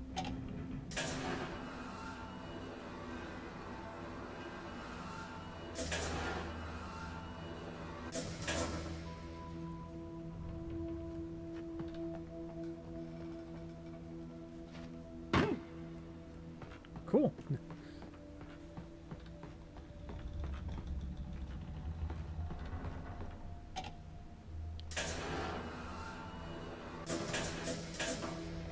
There should do it. Okay.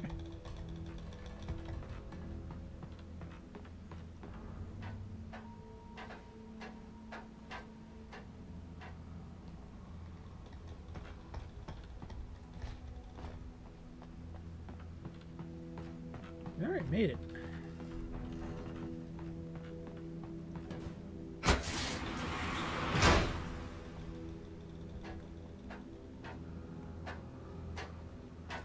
Oh, okay, I see. I see.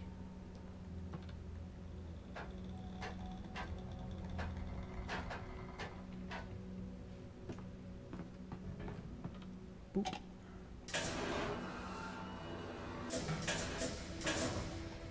That should work.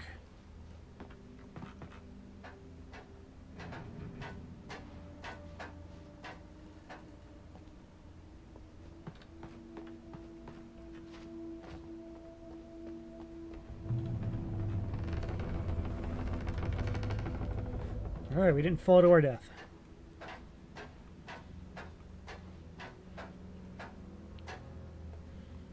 Oh, sweet, sweet fresh air.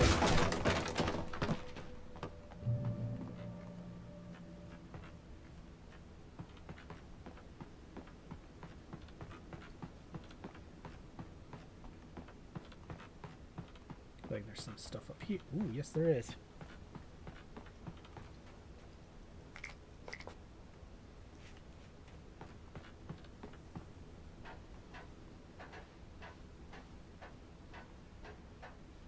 Oh, another page.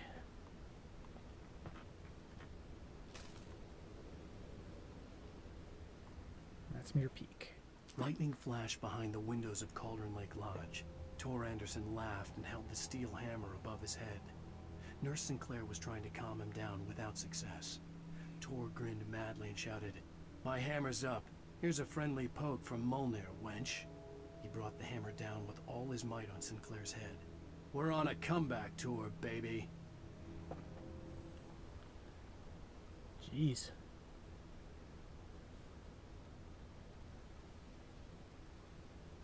So yeah, that's where we're heading. Ow. Guess I should know better than to just fall.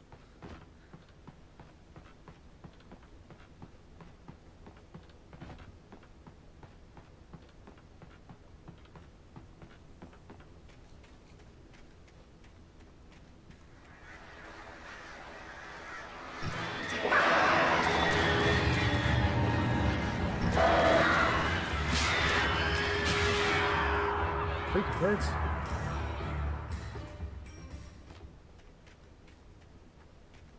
Okay, this is the way I gotta go.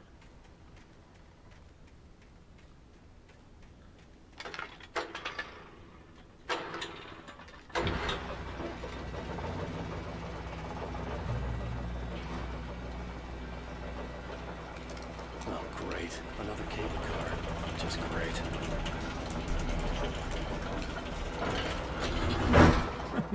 Yeah, agreed, Alan.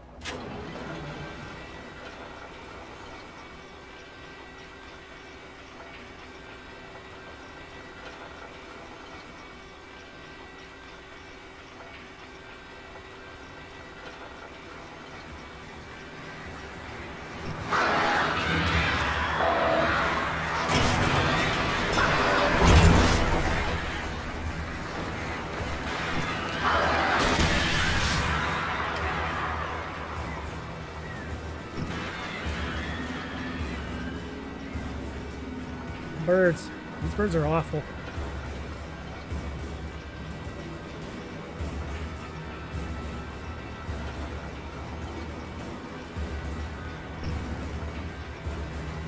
Well, they're staying away.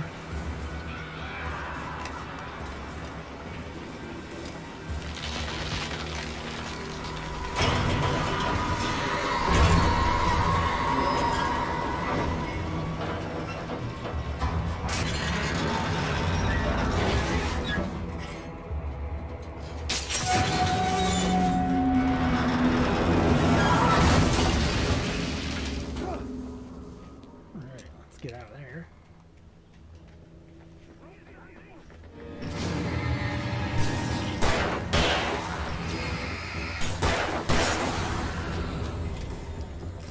Yeah. It's one of the only downsides to this game. The combat is a little weak.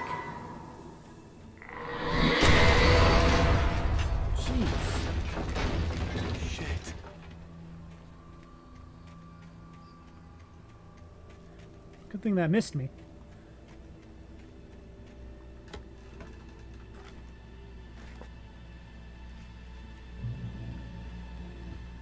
And here's another cannon.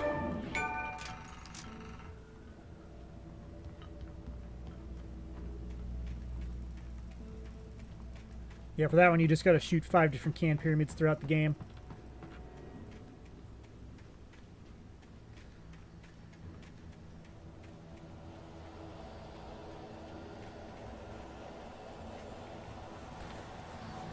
Stick with my shotgun for now. It's got plenty of ammo.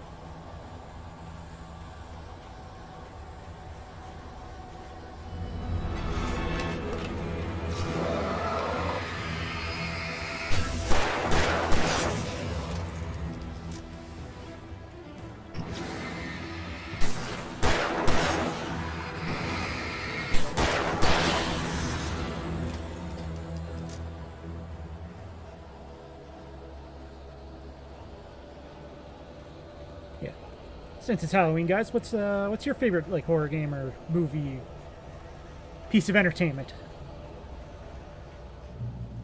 See, Alan Wake's definitely up there for me. I'm a big Resi fan, obviously.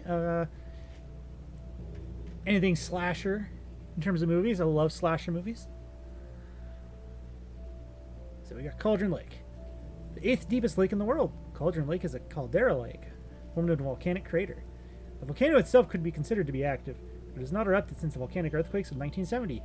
Even then, the underground activity was comparatively mild. Despite some property damage, there were no casualties. Cauldron Lake is one of the most beautiful spots in Bright Falls, as well as a central figure to many local folk tales. It's a popular recreational area for the area residents.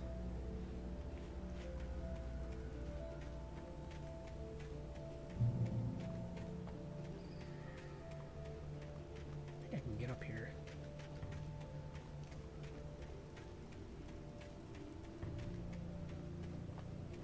So we can, but there's nothing up here. There we go.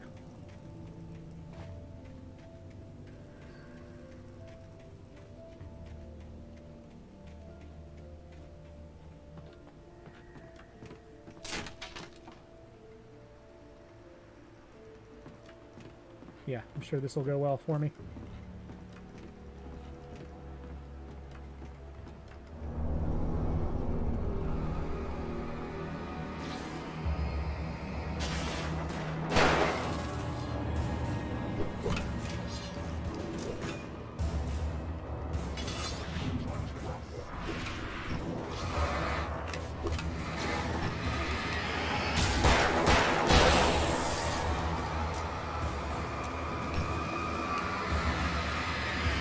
Bang, bang, bang. There we go. Now.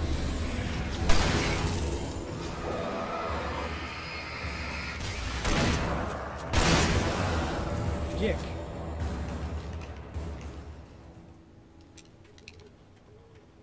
Okay. You know what? Let's check over here just to be safe. Never hurts to check. Okay.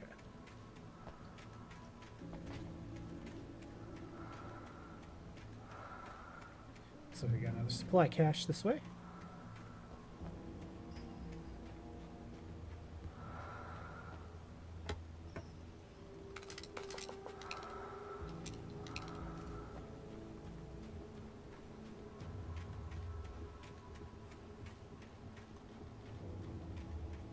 We got a building ahead. Broken bridge, okay. Oh, another page. Let's take a listen, shall we? Maud had checked all of Stucky's rental cabins. There had been no sign of the Wakes. It was dark when he'd found their car parked at the end of the road by Cauldron Lake. It made no sense. They must have taken a wrong turn, but there was no sign of them, and the car had been there for hours already. Frustrated, Mott stood on the rotten ruin of the footbridge that had once led to Diver's Isle before it sank beneath the waves years ago. The boss wouldn't be happy.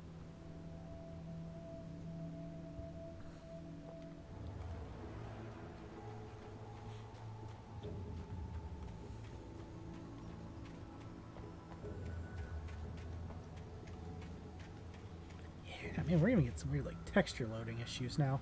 Weird.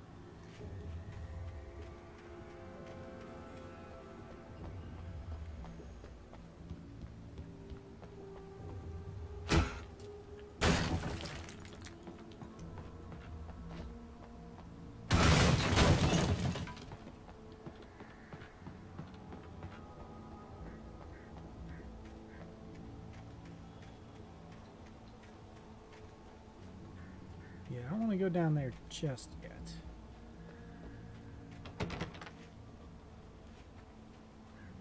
Okay, so we don't have a choice.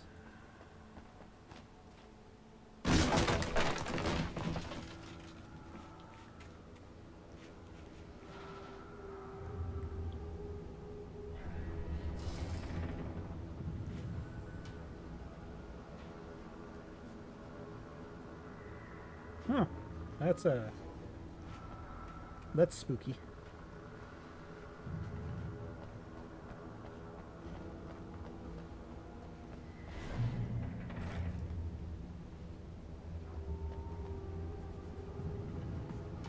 Oh, get some shotgun ammo. Nice.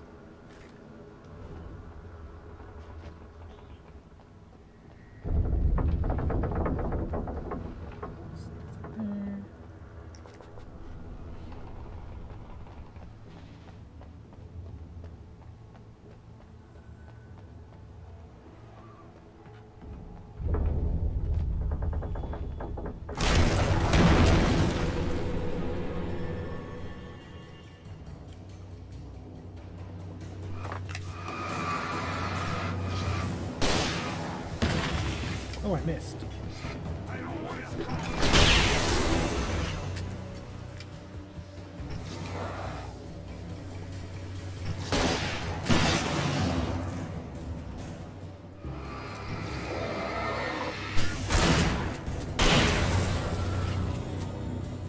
That'll show them.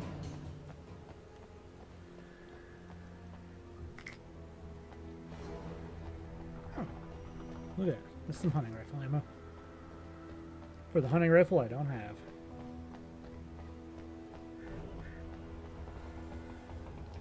Yeah, I did reload it. Good.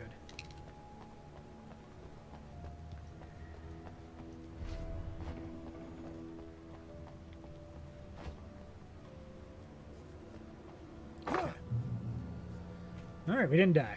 Good stuff. Let's get our thermos.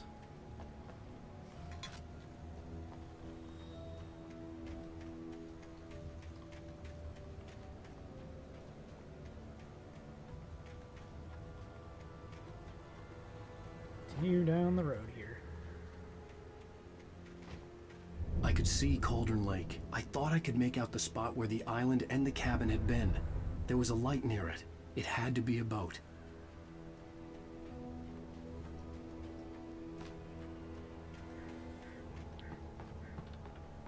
I was close now.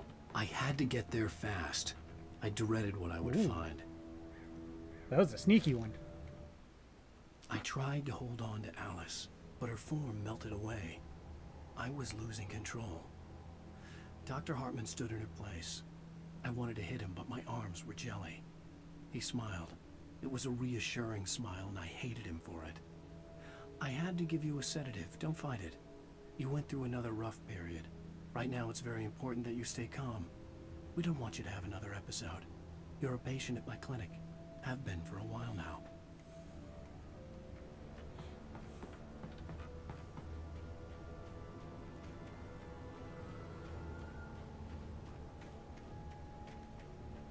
Yeah. Wait! Are you? Wait! Hey, I'm here! I'm coming! No! Get away! I'm sorry. Please, it's late. The boss didn't know who he was messing with. I didn't know. I swear, I didn't know. We don't have his wife. We don't know where she is. She's probably drowned. We just said we had her to make a play ball. You see? To get him right in for us. Please. Please. Oh. I'm sorry. Please don't hurt me.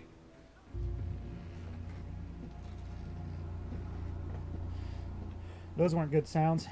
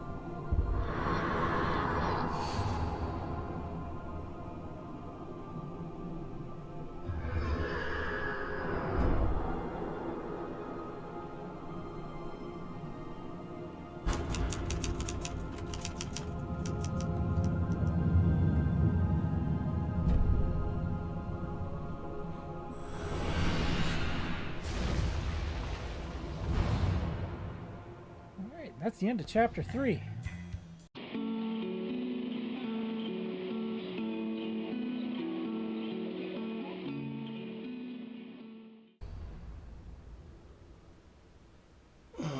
Alan, shh, baby. It was just a nightmare. Alice. There you go, Alan. Hartman. I fell. I had to give you a sedative. Don't fight it. You went through another rough period. What? Right now, it's very important that you stay calm. We don't want you to have another episode. You're a patient at my clinic. Have been for a while now. The shock of your wife's death triggered a mental illness. No, you're lying. You're suffering from various symptoms of undifferentiated schizophrenia. Bastard. It's okay, Alan. Just let go.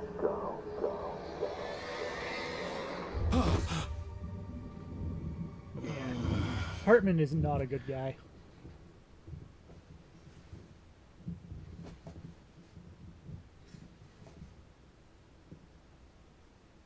I felt groggy. Whatever Hartman had pumped in me was making me numb. I felt like this was happening to someone else. Someone I was watching on television. I couldn't think. Couldn't focus. There were only empty sheets of paper here. No manuscript pages. The door was locked. I was a prisoner here.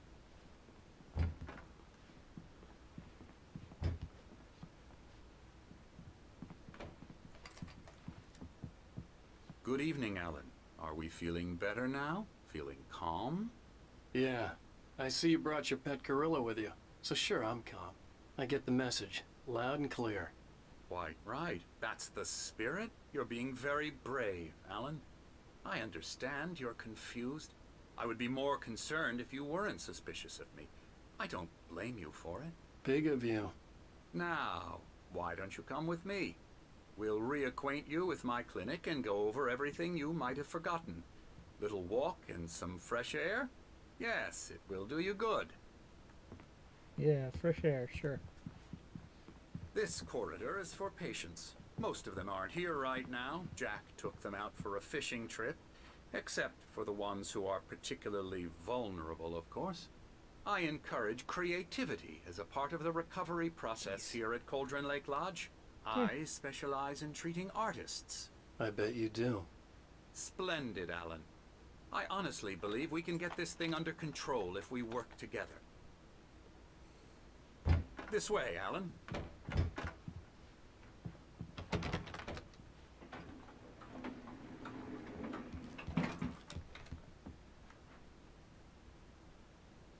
Huh, that's a neat painting.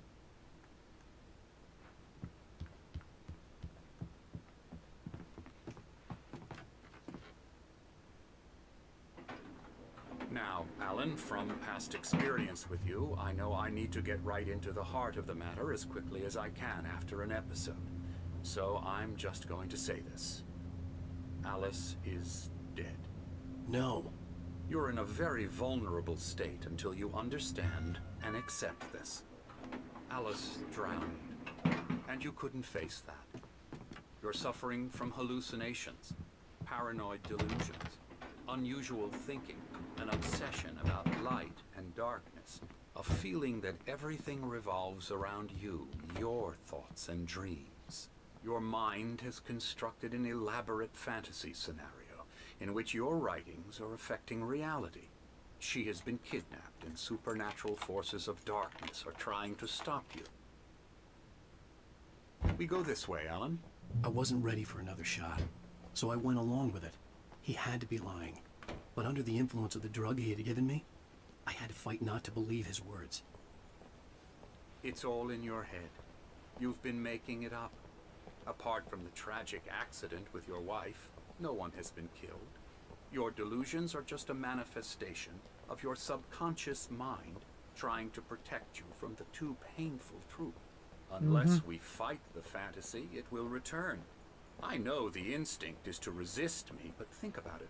Doesn't this make far more sense than the insane supernatural conspiracy you have concocted in your mind? You're a skeptic by nature, Alan. We both know this. Everything can be explained logically.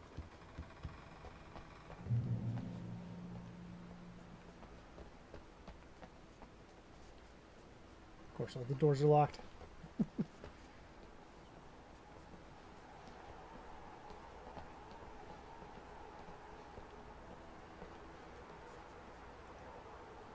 Beyond the shadow you settle for, is a miracle illuminated.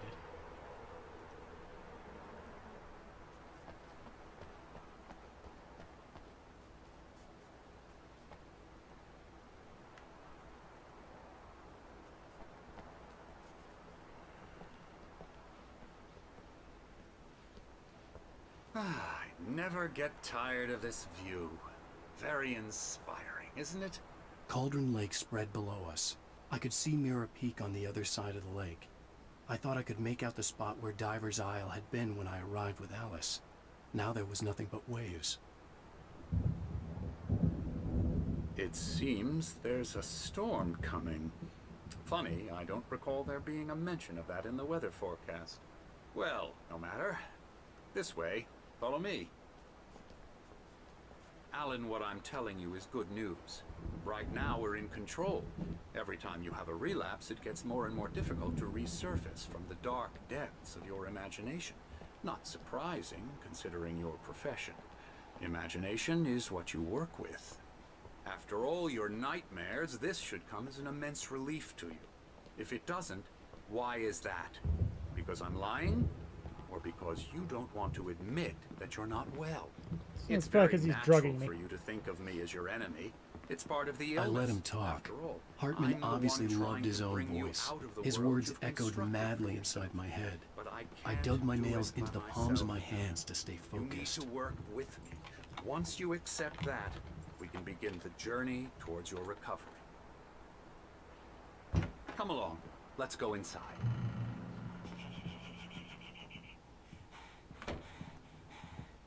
Here's the entrance to the office wing. That's for staff only. Scary, You were scary, impressed by my trophies when you first arrived here. I do love to hunt. The great outdoors, man versus nature. It's wonderful stuff. Pretty damn wonderful, yeah. Yeah, that's right. I got you. Got you Emerson. good. I'm a real bad dream, mister. You should be afraid of me. Don't want to run into me in the night, that's for sure. Please, Emerson. Mr. Wake is confused enough as it is. Yeah, you'd like me to go away so you won't be scared. But you can't just decide what kind of dream you have or when you have it. Emerson. Okay. Sorry. Boo.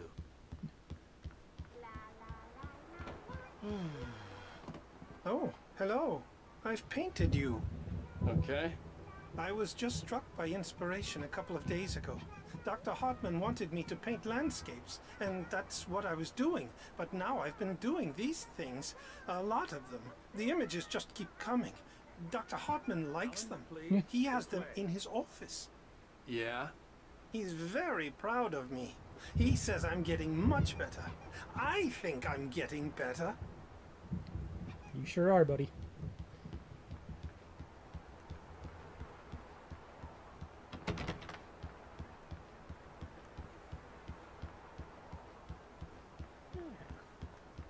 Let's head back inside.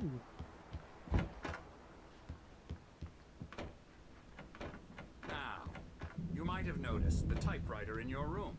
You've been writing as a part of the therapy. As soon as you feel up to it, you should continue. Absolutely. But at first, I gotta get my coffee fix.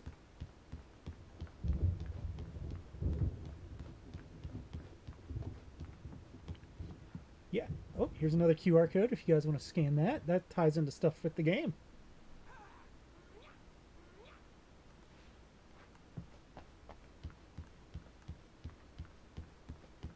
Grab this other thermos.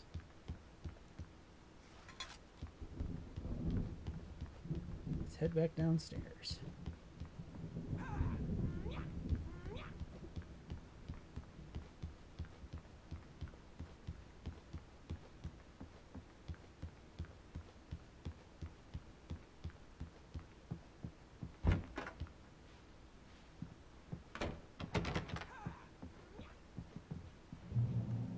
Oh, there's something to read. There it is. Welcome to Cauldron Lake Lodge. We're here to give you specialized help that you need. Please observe the following. Please ask friends and family to schedule visits beforehand. Ensure they don't interfere with your therapy and or periods of creativity. Also, please respect your fellow patients. Need for privacy and personal space, especially when they're engaged in their creative process. Be patient. Typically, our patients have long-term creative problems. They won't be solved overnight. Give yourself permission to take the time you need. Bear in mind that you're voluntarily receiving treatment has been specifically tailored for you. Engagement therapy and its sister method, the flow, both are trademarked, work best when you are actively engaged in shaping them. If you have any concerns, please don't hesitate to voice them. My rheumatism's killing me. There's a storm coming. Oh, what a storm. I hope it wipes this place off the face of the earth. And these two are the Anderson brothers, Odin and Tor. They had a... How should I put this? A heavy metal band in the 70s and 80s called Old Gods of Asgard. They even adopted new first names to complete the image of Viking gods. After the band broke up, they lived on a farm nearby. They are, well, in advanced stages of dementia. They're well cared for, TLC and all that. There's nothing more that can be done. I'm afraid that the rock and roll lifestyle has left its mark. Oh, that won't do. I'm so sorry to cut this short for now, Alan. The power has been acting up. I'd better go check on it. We'll continue this soon. Meanwhile, when you feel up to it, return to your room and try to write. It really is for the best. Don't you think? I'd like to bash his head in with a hammer. Oh, he'd love to fish out our secrets, but he has no clue. He's not crazy enough. Not crazy like us, Sonny. Yeah! Being crazy's a requirement, Sonny. Who else could understand the world when it's like this? It takes crazy to know crazy. That's the sanest thing I've heard in a while. Zane! You're all right, Tom. Hey, we like him, don't we, bro? He's got to go to the farm. The Anderson Farm. Valhalla! We wrote it all down, lest we forget. A crash course. All you need to know to get your head right. You need to find the message. Here, Sonny, here's something for you. Gave me a rash, but I kept it safe from these bastards. I don't want to know where he kept it, but let's take a listen. Zane could feel the poems, taking form, shaping things. As he experimented, he imagined he could almost feel the power surging through the keys of the typewriter. It exhilarated him. But there was fear, too. If not for his young assistant, Emil, he would have given it up. But Emil convinced him otherwise. He, too, had a way with words. My head was clearing up, or according to Hartman, I was sinking back into the fantasy. I was convinced he was lying to me about everything. Crazy or not, the Andersons made more sense. So yeah, let's head back to our room here. I'm a bad dream, and you can't wake up. You can't hurt a nightmare because all dreams are only imagination. They're only in your head, and they're not there when you wake up. So you can't wake Gotcha. up. The doc's got me looking after Wake here, but holler if they get too rowdy. I'll do that, Birch. Something's wrong. I'm not myself. It's hard to think. There's a shadow inside my head. I can only focus on writing. Everything else is a blur. I'm trapped in this cabin. Have been for days, but it's always dark outside. My editor is real. I saw her again. She's not human. It's not human. A dark presence is wearing the old woman's face. She was covered in clinging shadows. There's a hole in her chest where her heart should be. I think I've made a horrible mistake. I don't think I'm any closer to saving Alice. It's been lying to me, using me to get the story it wants, and the story will come true. No, my room's this way. Okay. Hey, Wake, why don't you humor Dr. Hartman and give the writing a shot, huh? Typewriter's in your room. You can get to your room by those stairs, Wake. Did it. Mission complete. The white glare Bedroom of the blank acquired. page in front of me hurt my eyes. My hands began to shake uncontrollably.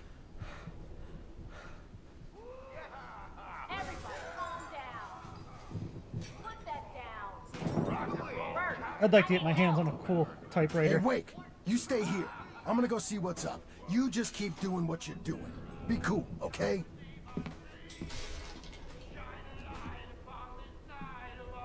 I didn't know what the chaos was all about, but it could be my only chance of getting out of here.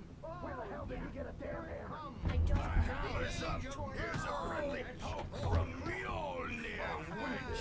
Oh, afraid of the crazy brothers, are ya? Not so weak now. are we? Yeah, so Emerson's a game developer. Well, things are And this is actually a map, I believe, of the area ahead of us here.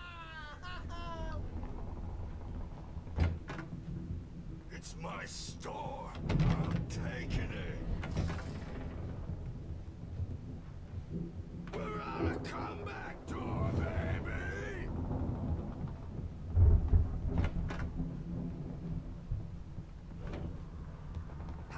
Hartman had mentioned that the power had been acting up. Maybe that was the reason for the generator and the work light on the balcony. Oh, we got another page. Let's take another listen. Hartman kept talking, giving Barry the grand tour, clearly proud of the place. He went on and on about his hunting trophies, and Barry was impressed. But he was here on business. He raised his voice, cut through the monologue. Hey, Hartman, where's Al? Hartman stopped in mid-sentence, annoyed at the interruption. He nodded at the hulking orderly standing nearby. The man smiled and clapped a practiced hand on Barry's shoulder.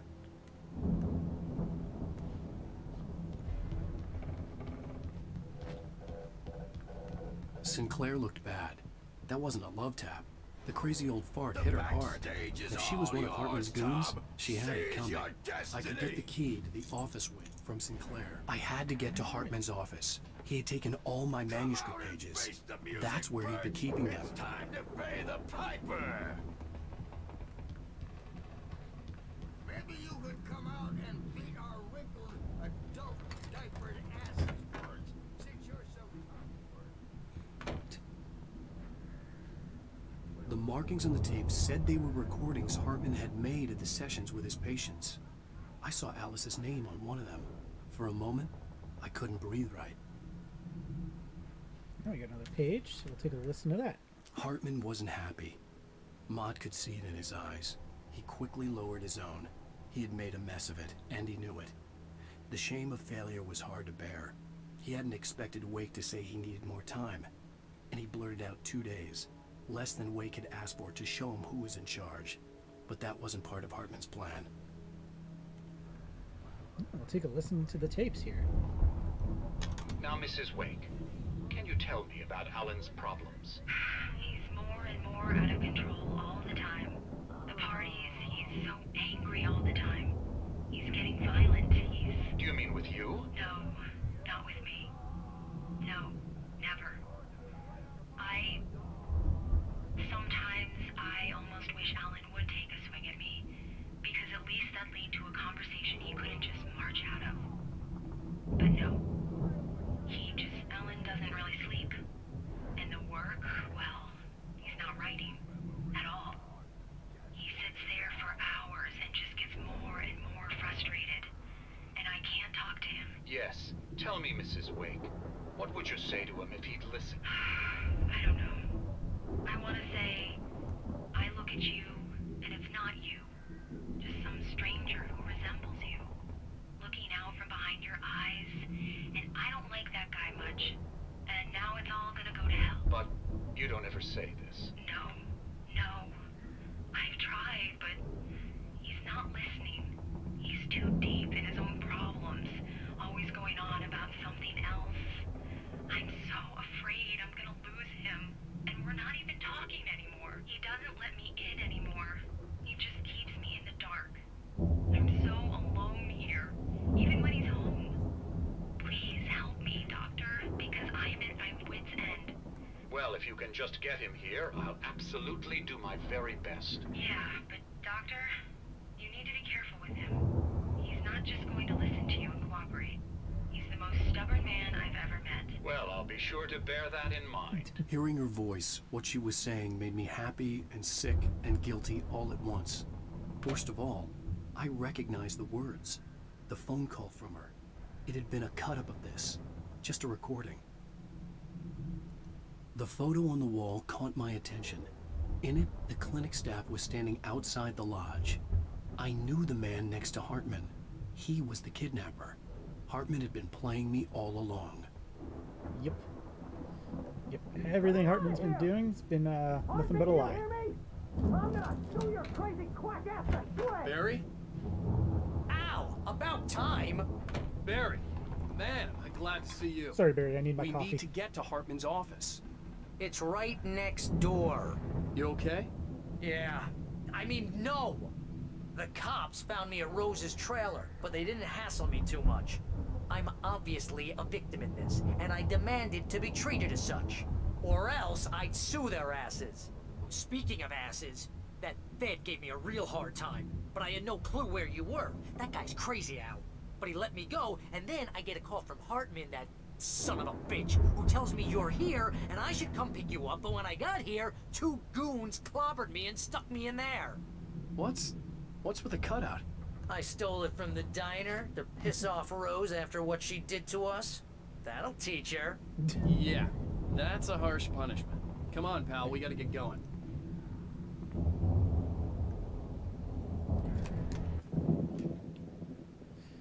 Poor Rose. These were all the pages I had on me. And more.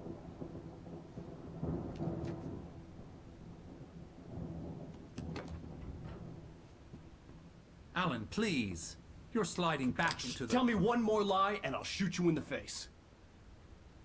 Ah, well, it was worth a shot. Really, Wake, come on. Let's work together on this. You have no idea... Hartman, shut up! Barry, get out of here. I'll catch up with you. Get a car. Oh, Al, let's just... Go!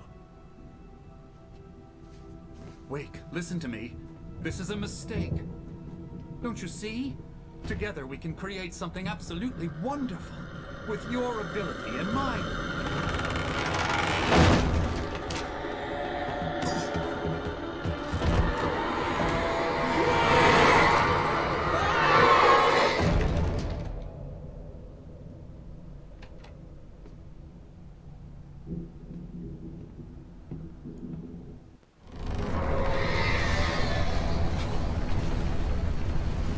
Another page. So Hartman followed the fall of Alan Wake with his binoculars. When the rider hit the water, he ordered Jack to take the boat to him. The spot was easy to see in the dark, even with all the extra lights in the boat. The flare floated and kept burning even in the water. Jack turned the radio louder as the engine sputtered. The music was rough and clanking, something the Anderson brothers would no doubt have enjoyed. But Hartman chose to ignore it. Exactly. It was finally within his reach. The dark presence would be on me in a moment. I had to find a way out. Oh, yeah, don't go that way.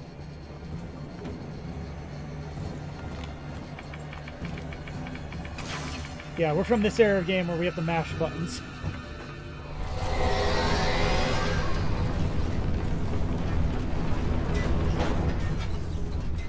I needed light to get the possessed bookshelves out of my way.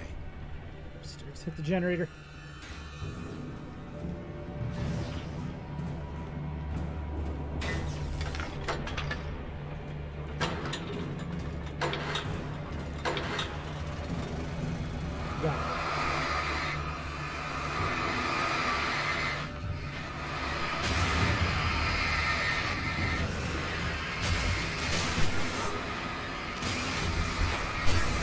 We're gonna give that a second because I don't want to run anywhere near that.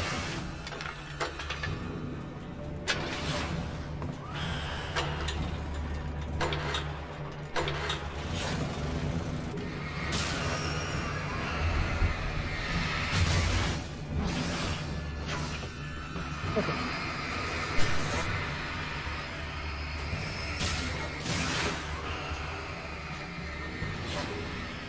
We're safe enough to dodge, duck, dip, dive, and dodge again.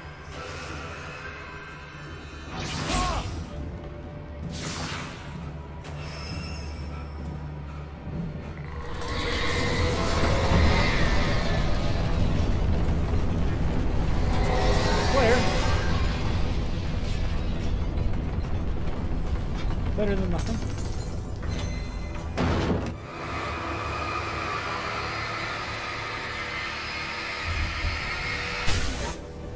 Alright. Almost down. Almost down. Page? Hartman knew he was no creator. He had no ambitions on that front.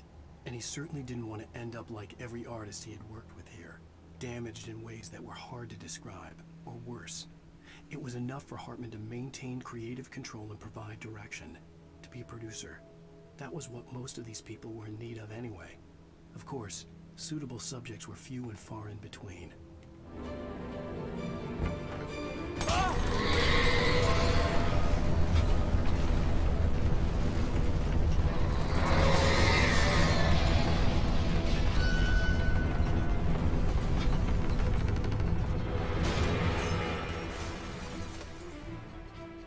Wait for the ball to break through the door here.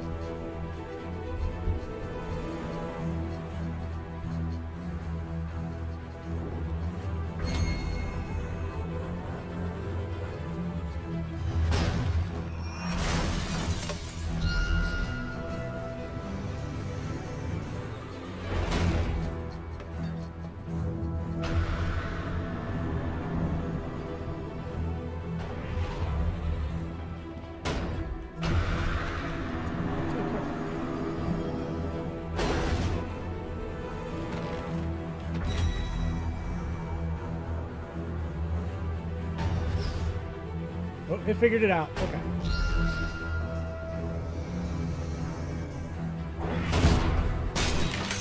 Oh, I don't know how I wanted that to work, but that works. Al! I'm here!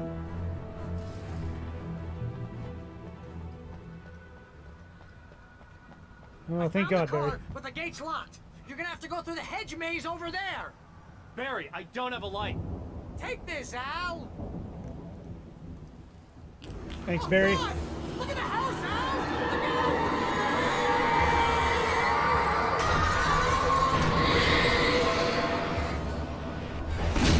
out! Oh, I dodged that.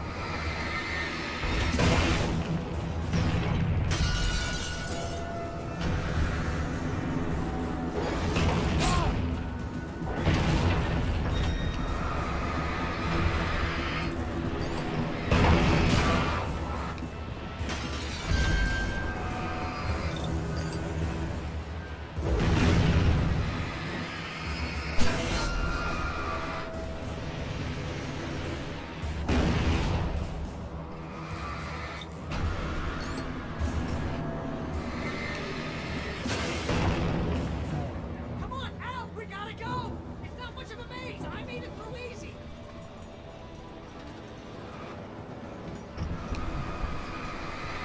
Get through this gate.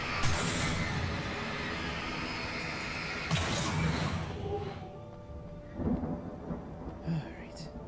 Oh, jeez, Al! The house looks bad! Let's get out of here! Couple batteries. Flares.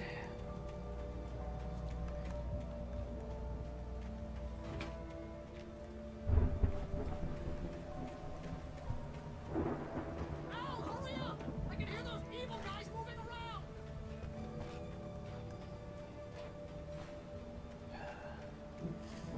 Nothing like a hedge maze.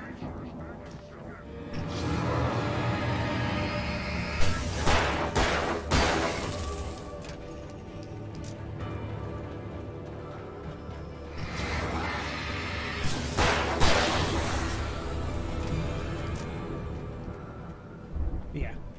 Emil is Dr. Hartman. We do not want to trust him at all. He's not a good guy.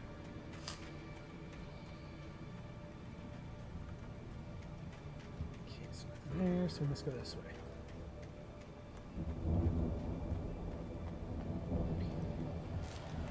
Another I page. stared at the Viking paraphernalia that littered the area, surrounding an unlikely centerpiece. A full-side stage complete with an impressive sound system with all the trimmings, including a dragon. It took a special kind of crazy to build something like this in a remote field. When the sky split open with a deafening boom and the music started blasting, it felt strangely appropriate.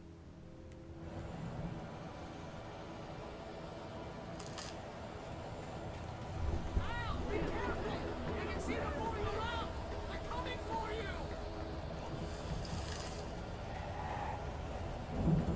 That's a dead end.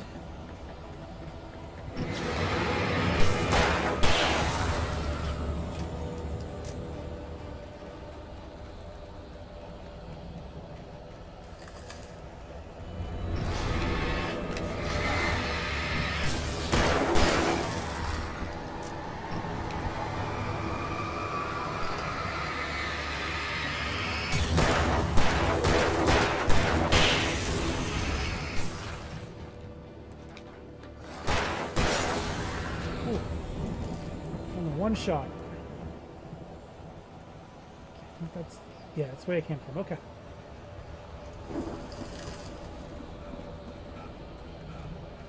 Another page. Hartman hurried down the corridor.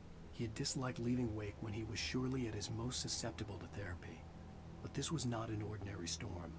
Wake had been writing, and he had woken something up in the depths of the lake. Now, it was coming for him. Hartman had naturally prepared for a situation like this. The idiot brothers would keep Wake distracted while Hartman double-checked everything, just to be sure. Well, that's not true. The Anderson brothers are awesome.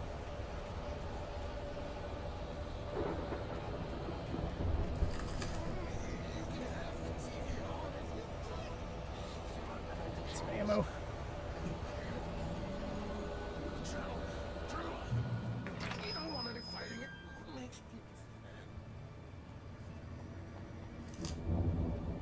Oh, thank God, there's some ammo. Won't last long, but it'll work. You get 2 pills in the morning, and then you'll be nice and calm all day long.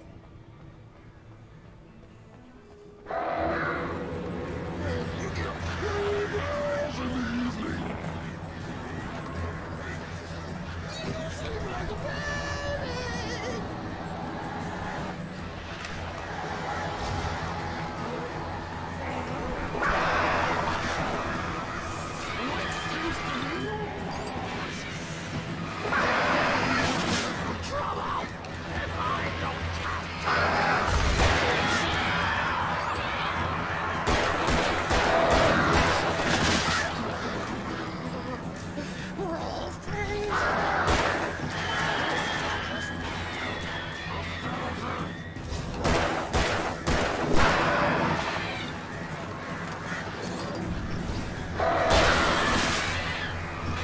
Go away, birds. Oh, they don't want all that ammo. Coffee?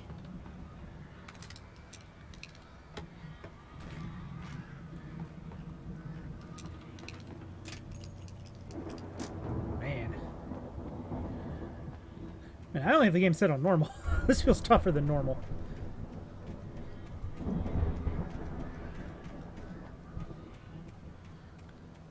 Okay.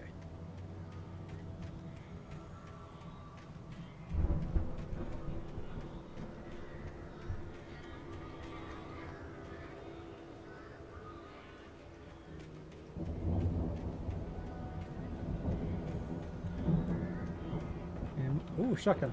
Yes, please. And another page. Let's take a listen. Mott knew that Wake was smarter than him. Wake had more money, a beautiful wife, everything. And Hartman said Wake was important. That made him better than Mott. But Mott was calling the shots now. He'd expected Wake to whimper and grovel, but instead, he seemed willing to fight. Mott knew he'd gotten under Wake's skin. If only Mott actually had his wife. The thought made him shiver. Oh, Mott sounds like a great guy.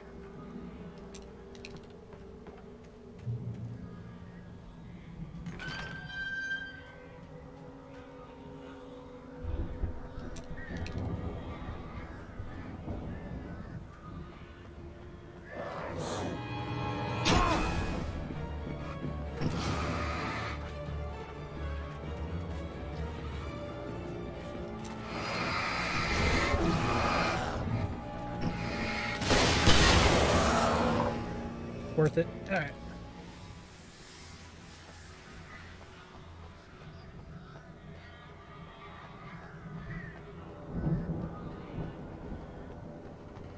Ooh, thank God, a flare.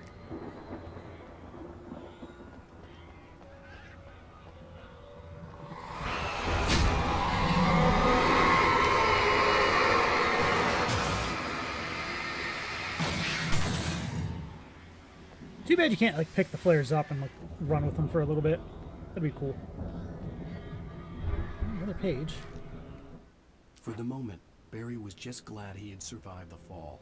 He had been separated from Al, and there was no easy way to climb back up. He told himself he'd be okay in the gloomy forest at night. He would just have to wait for a while for Al to find his way down. Barry turned when he heard the heavy footsteps and saw the movement. The man-shaped shadow lunged at him from the bushes, an axe held high. Barry screamed and threw up his hand. The world exploded. So you guys enjoying Alan Wake so far?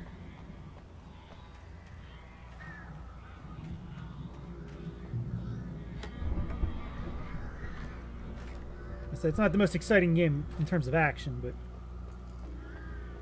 damn if the narrative isn't good. Back this way, but take a look. Oh, there is something back this way.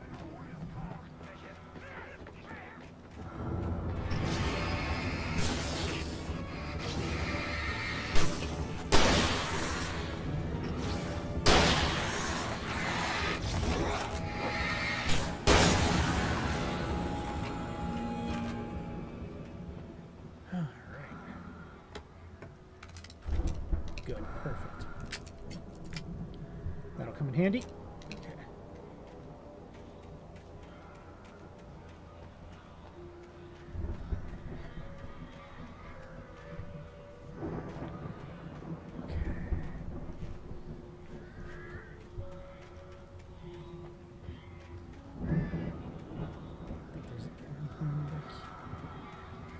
Yeah, it's just saying, hey, there's a path. Okay.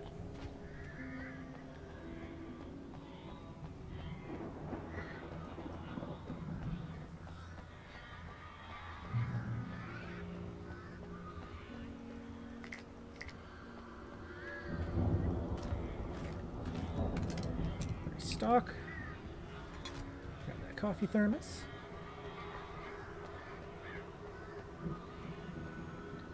Another page. Hartman watched as Wake's features slackened. The man was bullheaded, no doubt. Even lying on the bed, he'd almost broken Hartman's nose the second time. But with a little time, he could break Wake down, give him proper direction. Wake was easily the most promising subject he'd had. Well, since Tom, really. Sleep well, Alan, Hartman whispered with a smile. Let me take care of you. He sniffed hard to clear his throbbing nose, swallowed blood, and barely tasted it.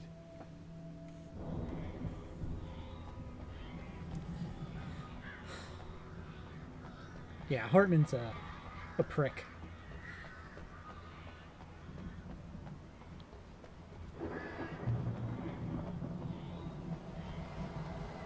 Al! You're alive! Let's get out of here. Can you open this gate? Maybe. Barry.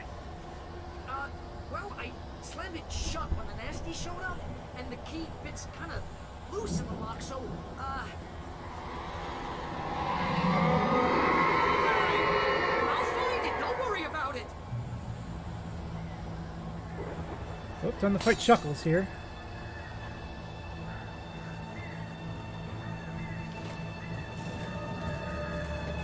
Hurry up, Barry. I'm on it. Ooh, I can't believe I dodged that.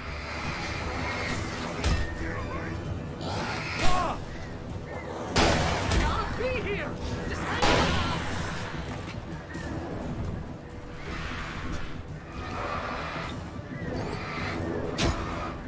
Oh, they got me. They got me. R.I.P.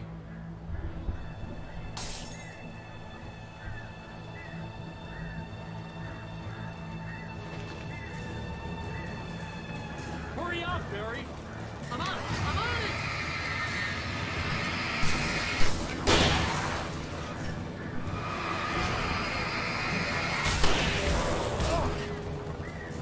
It's gotta be here. Hang on, Al. Oh, come on. Oh, come on. I dodged that.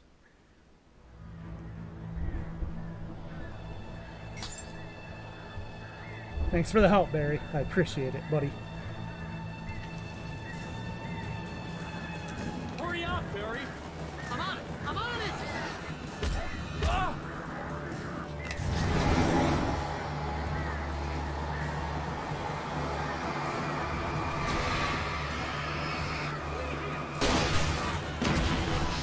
I missed. Shit.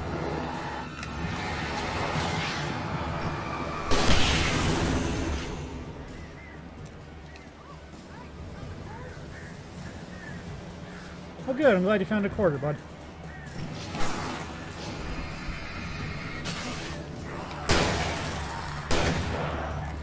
I found it! I found it! Well, good. Open the door, please.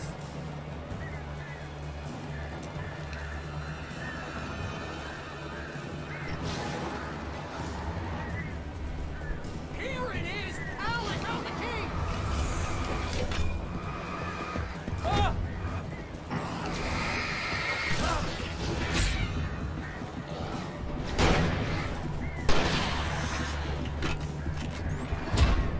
Oh.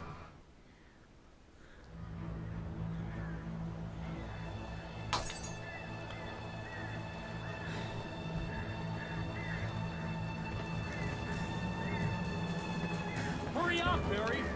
I'm on it! I'm on it!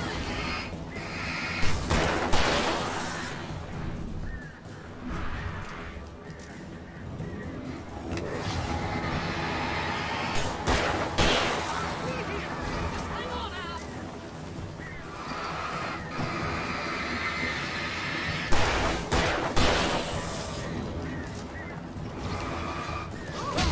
Oh, I walked right into that one.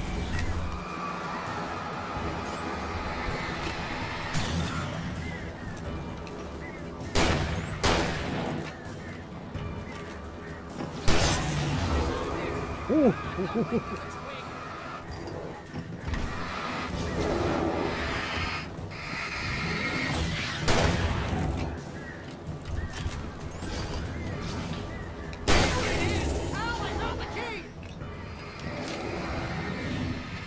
Ooh, dodge that one.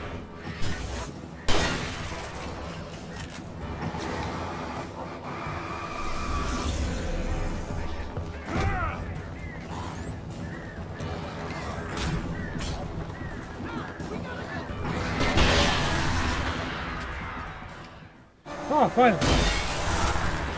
Oh shit, hey, thanks for the raid cut.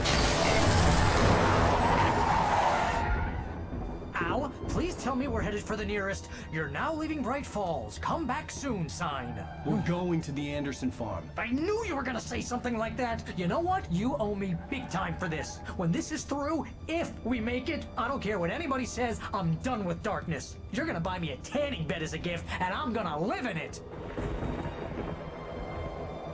Oh, and hey, thanks for the follow, Nix. I appreciate that.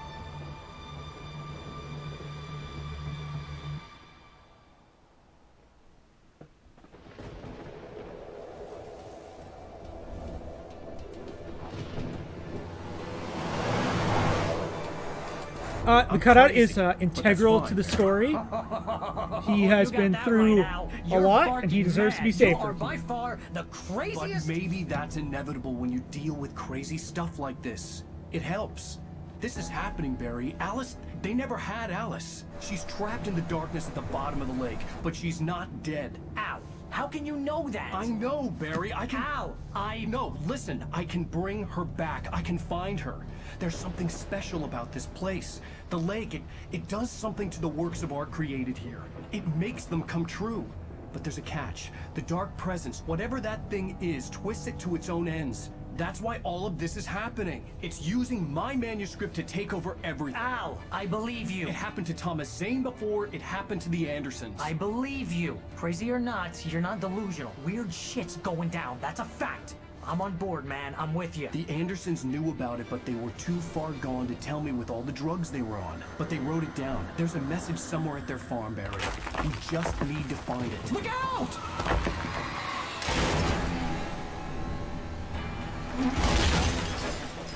Ooh. It's gotta hurt. Al! God damn it, Al, talk to me!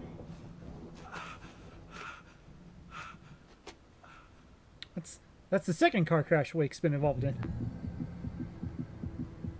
I had lost my gun in the crash. Barry was nowhere to be seen. Barry! Barry! Oh, man, you're okay! Jeez, it's good to hear your voice! I was trying to get out of the car, but the ground gave way! Man, what a drop! Don't worry, Yeah. your cutout is fine. Forget that! Are you okay? I say I was worried about the hit some cutout. bushes, didn't get a scratch. There's no way you can climb down though. It's like a sheer wall. Al, there's something moving down here. Barry, it's a taken. Use a flare, Barry. Yeah. Barry, are you all right? I'm good, Al. I'm great. Guess you never messed with anyone from New York City before, huh? You're gonna have to find your way around to the farm, Al. I'll be waiting. Barry is like one of the Barry, best just characters. wait for me, okay? I love him. Al, I'm not staying here. It's suicide. I'm going to the farm. I'm gonna go ahead and secure the area. You can catch up. Don't worry about it. I'm on the case. See, he's got the cutout, guys. This would we're turn good. into a disaster if I didn't catch up with Barry.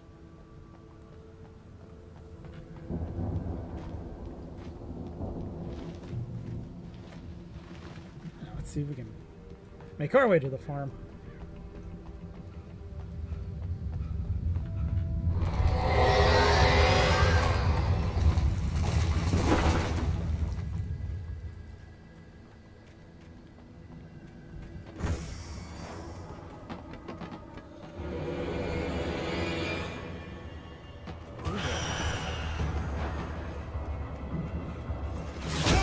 Ow. Oh, I could run through there.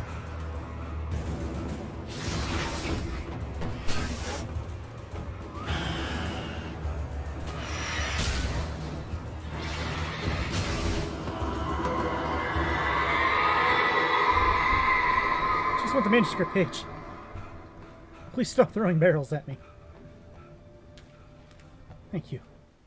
When he stopped the car at the Anderson farm, Walter felt relieved. Oblivion was close at hand. The brothers wouldn't miss a jar of moonshine or two in the booby hatch. But then he saw the man on the porch, and he knew who it was. Driving for his life and knowing it was useless, he didn't realize he was crying until he couldn't see the road for the tears. Alright.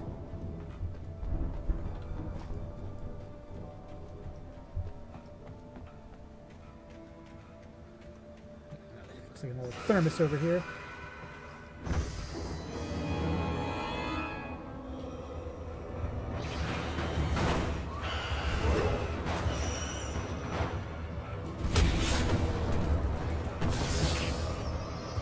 Look, Darkness, I just need the coffee, okay?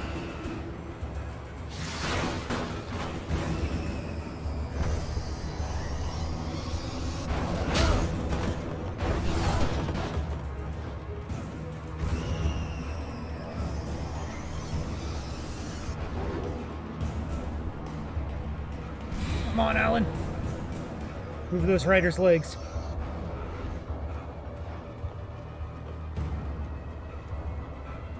Shadows crawled over the gate. I needed a light to destroy them to get through.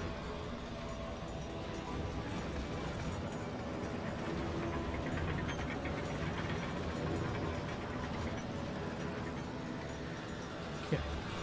Just gonna get it turned on.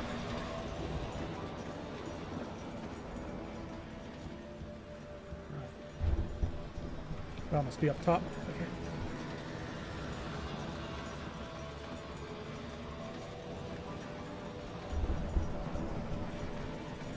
I hoped there'd still be a working generator somewhere around here to power up the old lights by the gate. There we go. We've got another page. So let's take a listen. Agent Nightingale stared at the passed-out rider. The man was sleeping off one hell of a night. Nightingale felt a stab of envy at Wake's oblivion, but he had a job to do.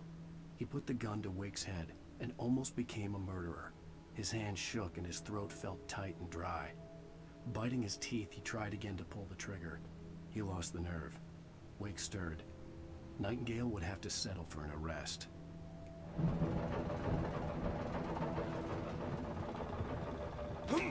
Wow.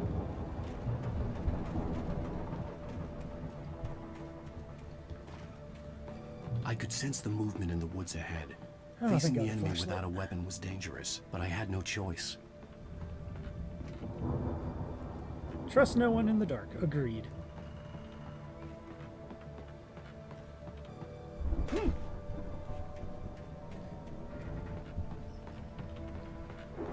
So nothing there.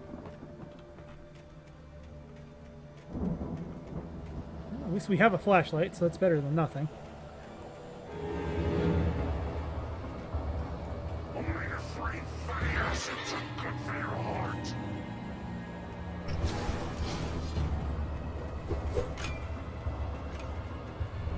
Oh, that's good.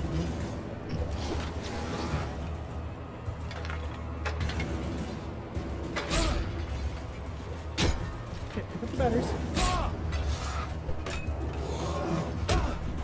Well, I'm probably gonna die here.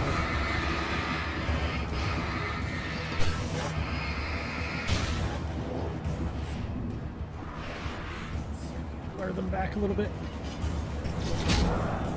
Oh,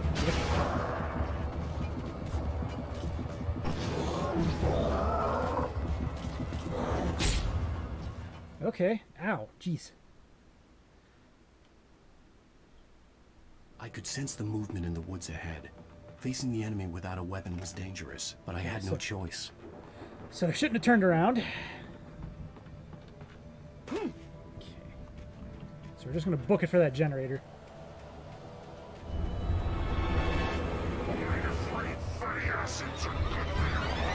No, don't turn, Wake.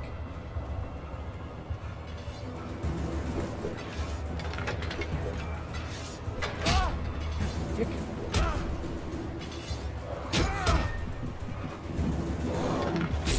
Ow! Damn it. Oh, man. I could sense the movement in the woods ahead. Facing the enemy without a weapon was dangerous, but I had no choice.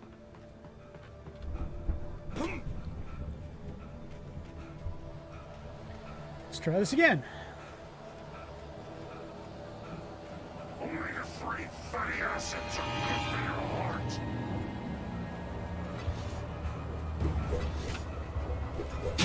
Ow.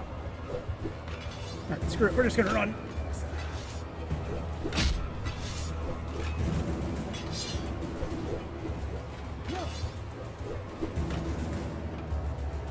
Apparently the generator's not working for me. Hey, thanks for pushing me out of the way, bud.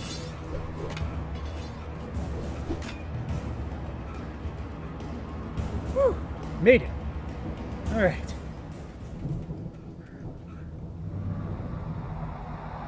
A car was driving away from the farm, headed in the same general direction as I was.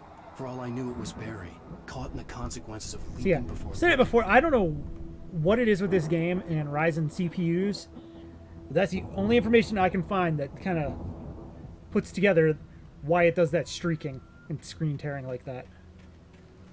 It's aggravating that you can't fix it.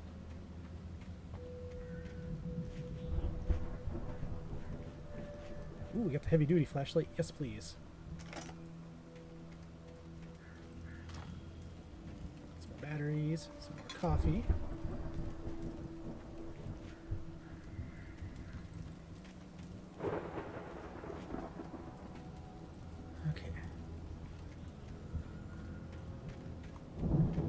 I can't wait till we get to the big old the car was heading D for the cell cabin up ahead. 9-volt huge far. batteries. If it was Barry, I would see the damage soon. Oh man, that thing just burns these guys up.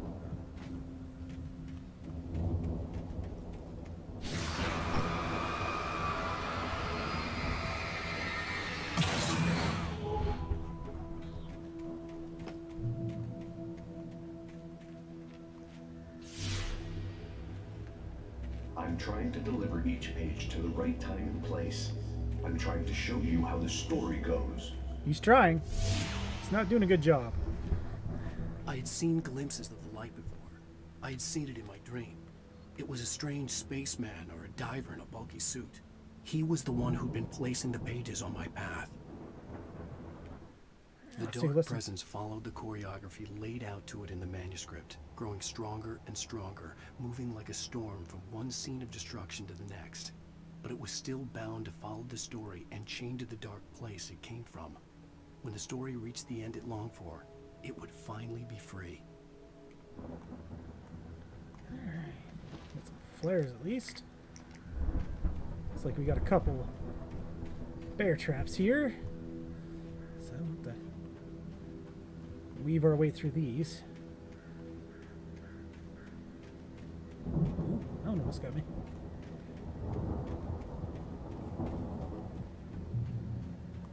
Yeah, if you didn't know, bear traps glow when you shine a flashlight on them.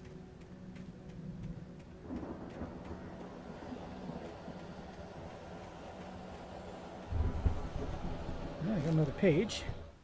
The storm raged on as the Anderson brothers walked unsteadily away from the clinic with the other patients in tow, knowing that this time they wouldn't return.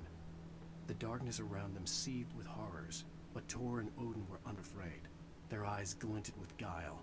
They knew every secret path, and there was blood on their hands. They had fought these shades before.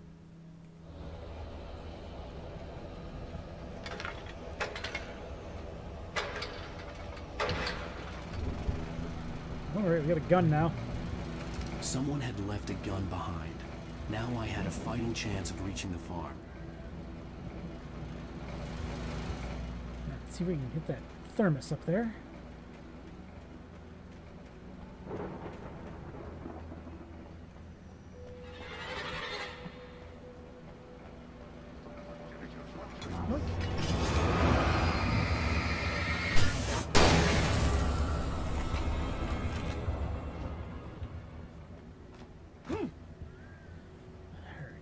Up and over.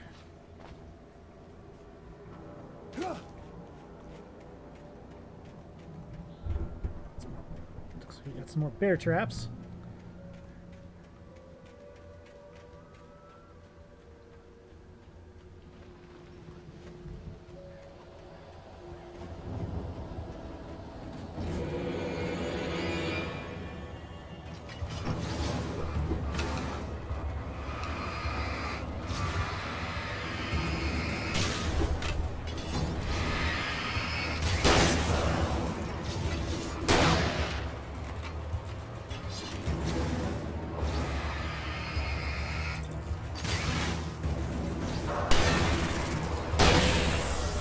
Alright. Survived and didn't set off a bear trap. Jeez.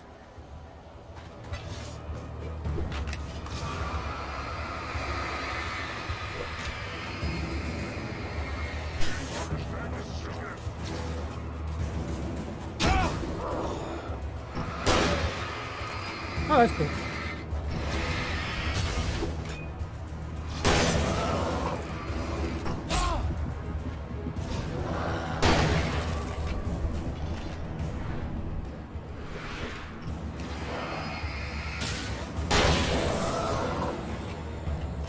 Man, it'd be nice if they gave me like a second. Holy heck.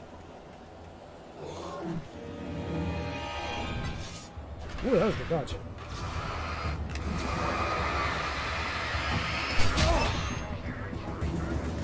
That's not good.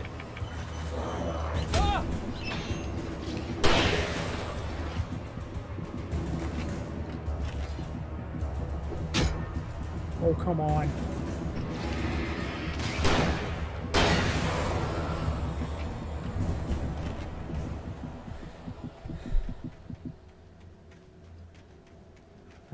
Almost there.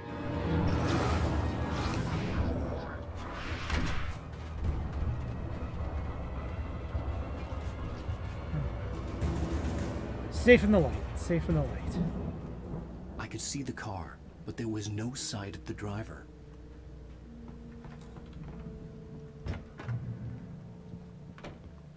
Hello? Ammo. Anybody here? Thank goodness. Barry! No! Danny, you're not! Ah! Please! Ah! What are you? Ah! No! Don't! I'm sorry! Ah! Ah! Well, it sounds like he's having a good time up there.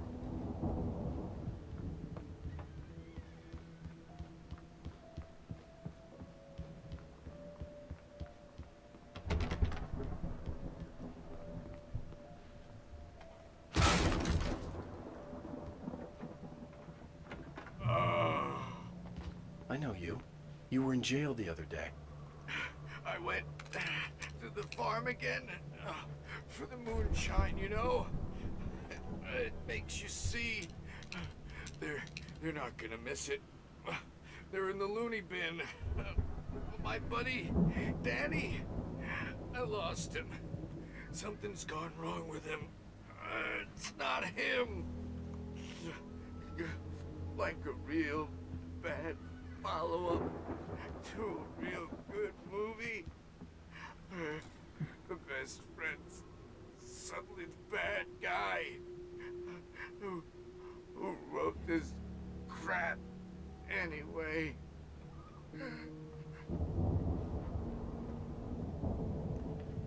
Sorry, buddy. I've run through every possible course in my head. If I continue like the Dark Presence wants me to, the story I'm writing won't save Alice. It's a horror story, and it's going to kill her, and me, and everybody in this town. No one will survive. Darkness will consume everything. This is what it's wanted all along. It will be free, unstoppable. It used Alice to get to me, dangled her in front of me to keep me going. It was never going to release her. I'm going to change this. I'll escape. I've written myself into the story. I'm now the protagonist. This feels like a terrible risk, but it's the only way to save Alice. I'll be bound by the events of the story just as much as anyone else who's been woven into it. The story must stay true for this to work. There have to be victims along the way. Near escapes. Cliffhangers. In a horror story, it can't be certain that the hero will succeed or even survive. He almost has to die. I'll write my own escape into the story next. I need help. Zane's going to be the one who will help me. I'll make it happen.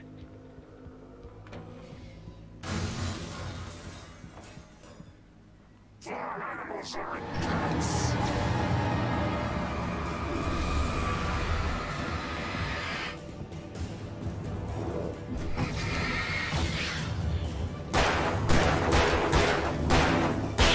Sorry, Danny. Let me guess. Danny, huh?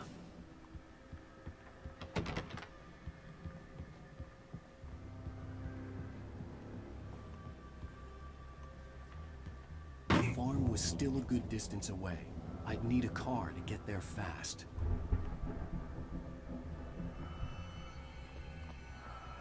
Oh, it looks like they were poaching deer too. That's good.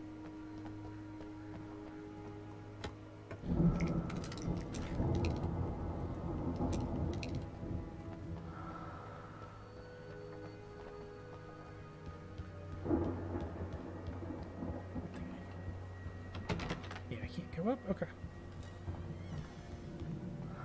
Just making sure I don't miss anything.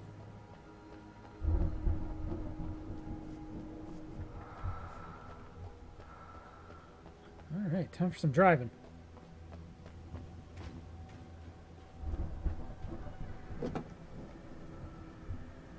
If Barry wasn't up here, he was probably in trouble down at the farm. For a moment, I felt bad for doubting him. After all, I'd made it this far myself. But Barry was Barry. Alright, nothing in the outhouse. See, if I was them, I would have put a page in there because that would have been funny. Oh, but there's one here. For a moment, Hartman considered strangling the idiot. Mott was mean-spirited, but easily manipulated. An emotional infant who lived for his approval. Wake, by contrast, was a far more difficult subject. Mott had given him too much leash. In 2 days, who knew what could happen? Hartman would have to find a way to rein him in, and quickly.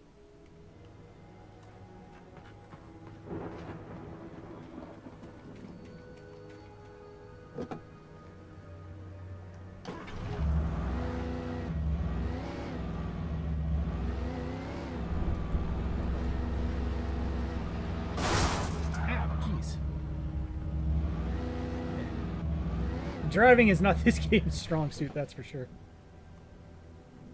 Alright,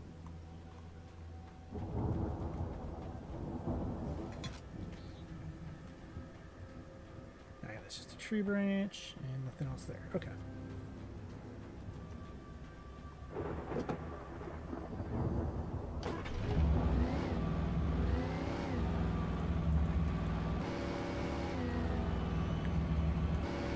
Come on, game, settle down. Settle down.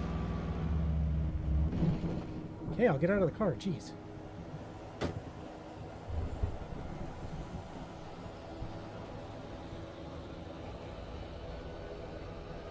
Oh, jeez.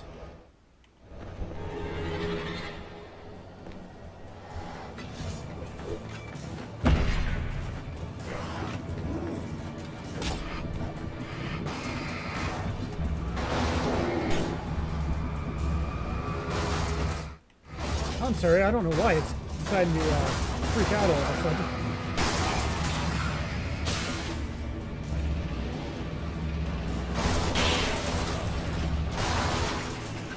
Oh, the car's broken.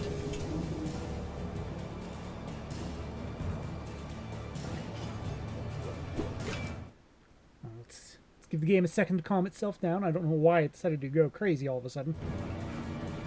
Yeah, exactly.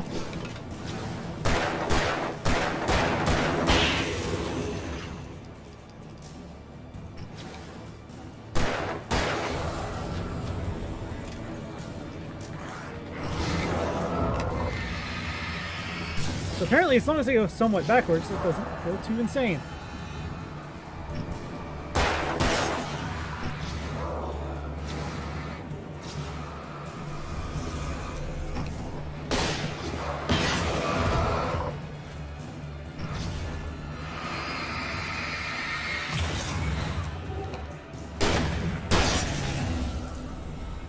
Heck. Yeah, I am sorry, guys. I don't know why it's going insane all of a sudden.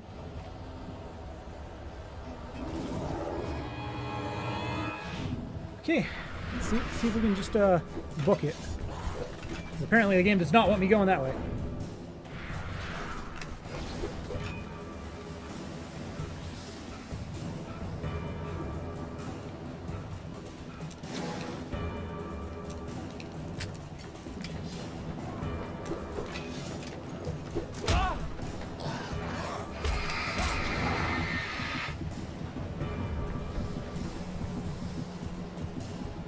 Well, I may die here.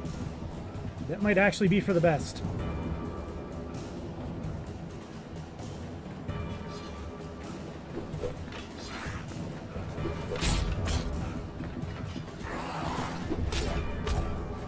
There you go. Maybe a reload of the screen will help. Holy hell! I am sorry, guys. The farm was still a good distance away. I'd need a car to get there fast. If Barry wasn't up here, he was probably in trouble down at the farm. For a moment, I felt bad for doubting him. After all, I'd made it this far myself. But Barry was Barry.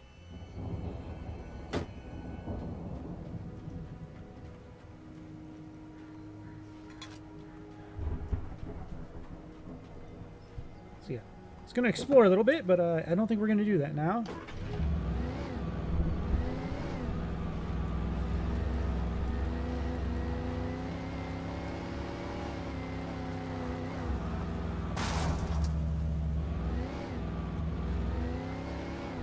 Just head to the farm.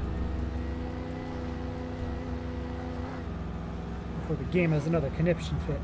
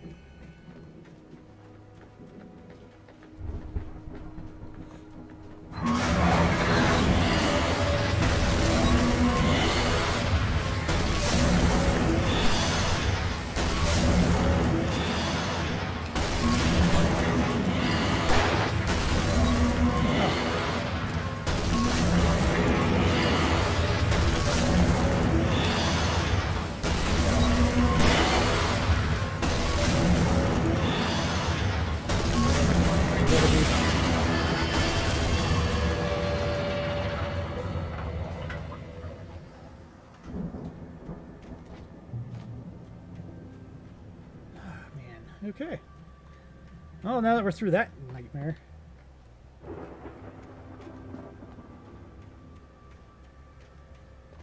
Check through the farm a little bit here, because I know there's a couple things around here.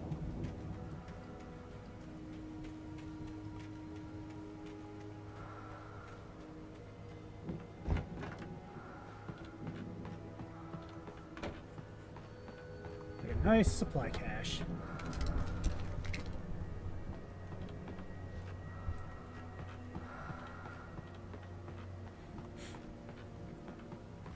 Stay away from my dog!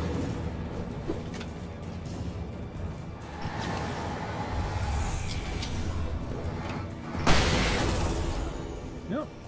Hate to waste a flashbang that early, but whatever.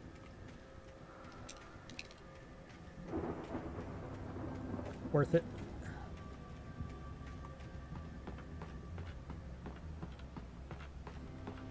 Nothing in here.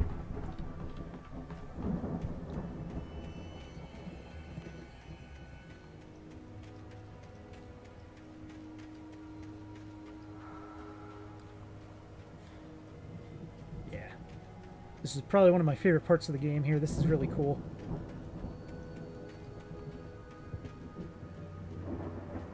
I'd known the brothers used to be some kind of rock stars, but it hadn't really sunk in until I saw the stage.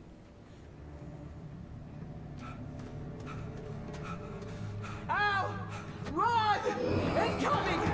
There's too many of them!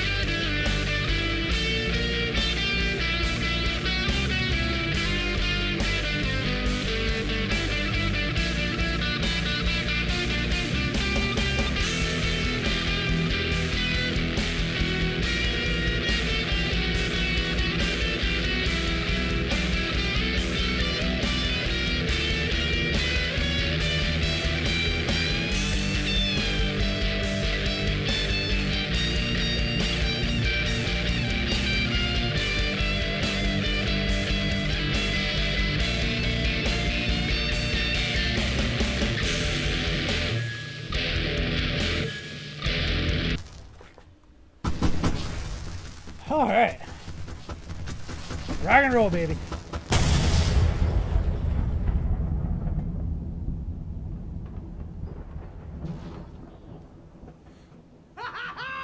That was awesome! Bright Falls, rock and roll capital of America. Hey, Al! This way to the farm!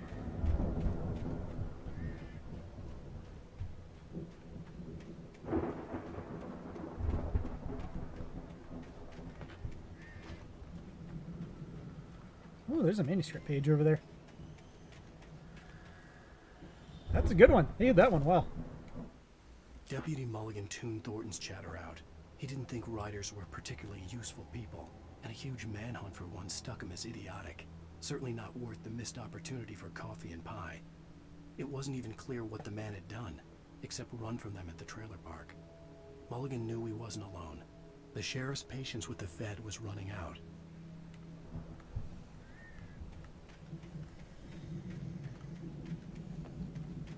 Yeah, let's head on into the farm.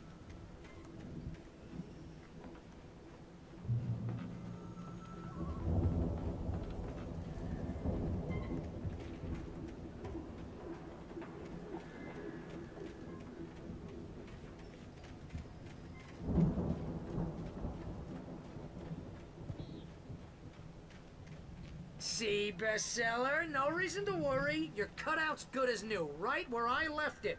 I'll come back for it once we have the place secured. Yeah, Good. That's been my biggest worry all this time. It's been mine, honestly. We need to get this thing moved out of the way. This is as far as I got before they ambushed me.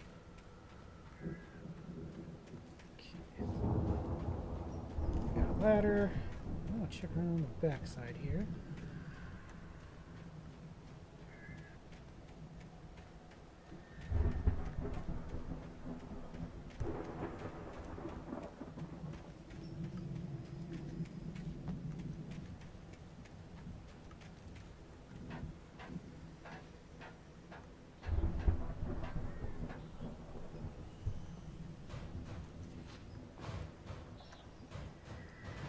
Hey, I think Alan Wake here has something to say. What's that, Al? Ooh, I'm Alan Wake. I'm always right about everything. And if I don't get my way, I'll sulk all day long. I'm always intense and moody. It makes me very attractive and mysterious. Right now, I'm just standing here because I need my best friend Barry to carry me. But that's okay. Yeah, real funny, Barry. Wow! You look at that thing, Al! They really went all out with this Viking crap, didn't they? Look at all this stuff! They must have done okay for themselves, so how come I never heard of these guys? Sleep. We all spend a third of our dreams in Night a soft Springs! embrace. Man, brings back memories. Hey, remember when I got you that gig? Your first real writing job, what got you started? Was this one of your episodes? Night Springs. Tonight's episode. That's by someone else. We join Mr. Jones. He explores the endless dreamscape, only to be brought to a That's it for here. by a decidedly mundane situation. On upstairs. A long line of people. Hey, Jones, right? Listen, we're gonna have to wait until his highness over there is good and ready. Oh, wow. Who's that? You don't know him? What are you, new? He's the guy dreaming us. It's Page? 1976. Madness reigns at the Anderson farm.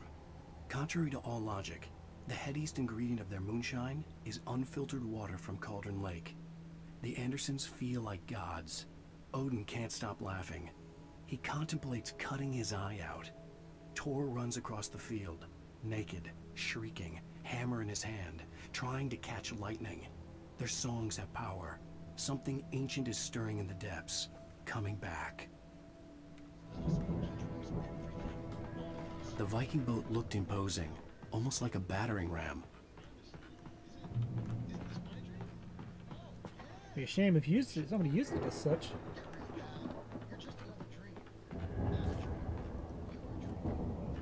Some tour dates.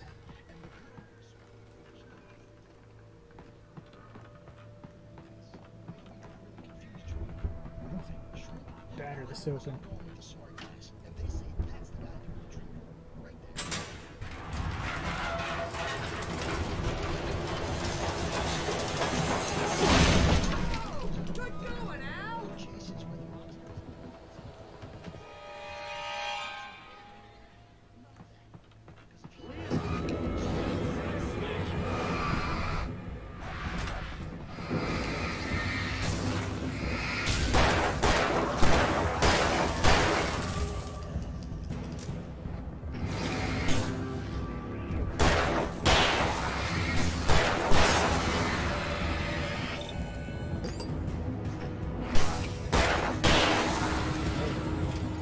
Bye-bye, shadows.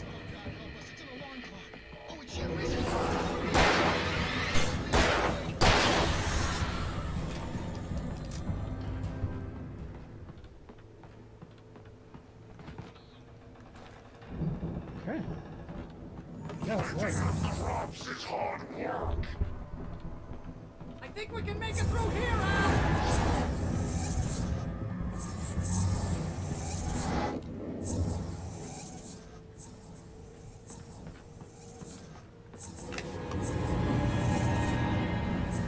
Yeah, run through that, buddy.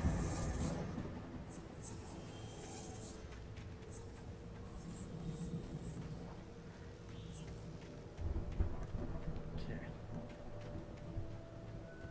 Trying not to get electrocuted here.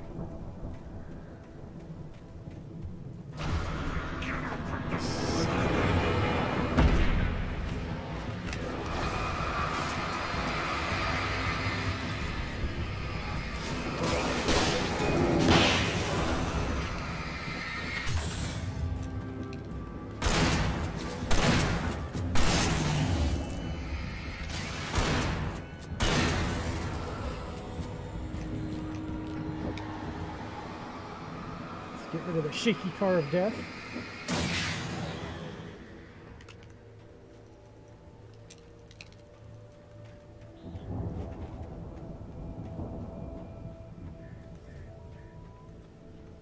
How the heck did Barry get through there without setting them all off? Lucky. Maybe he is the one that set them all off.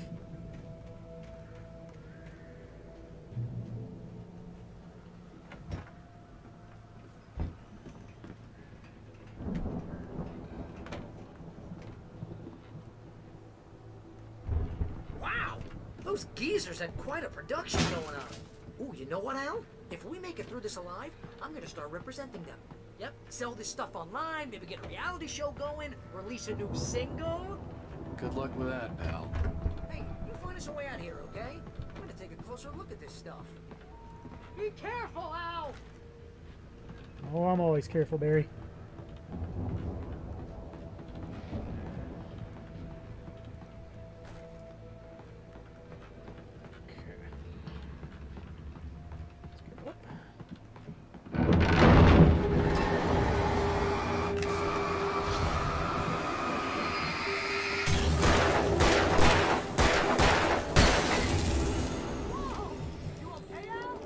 I'm good. Keep your eyes open, okay?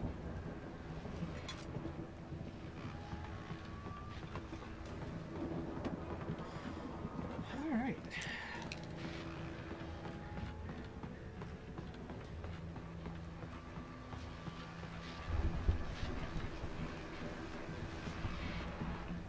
This thing's huge.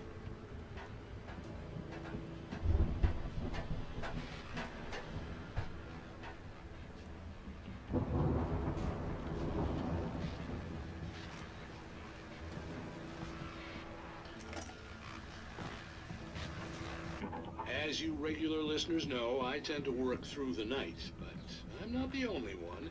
Deputies Mulligan and Thornton are taking a couple of moments off their busy schedule to join me here in the studio. Boys, how busy are you now? Deerfest is almost here, isn't it?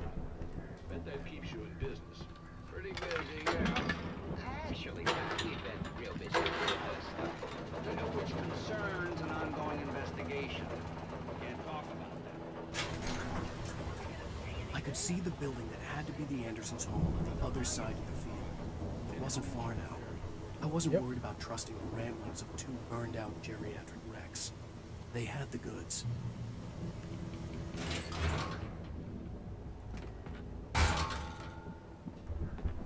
It's true. They have the goods.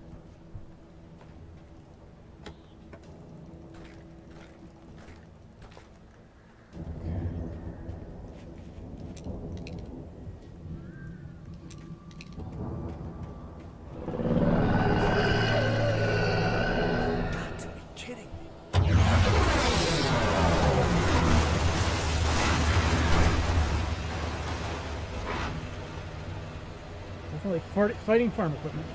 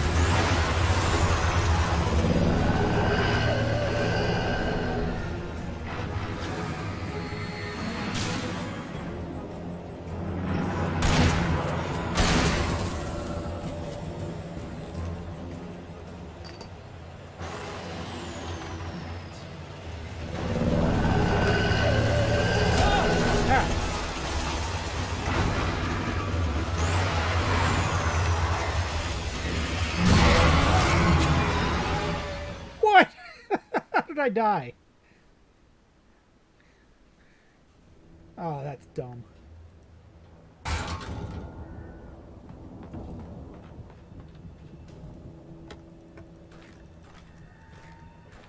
Alright, whatever, game.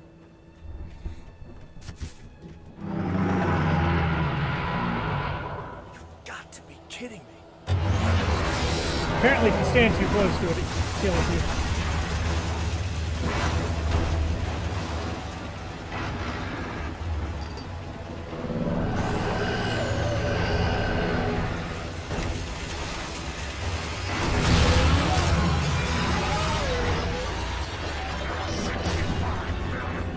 That takes care of him.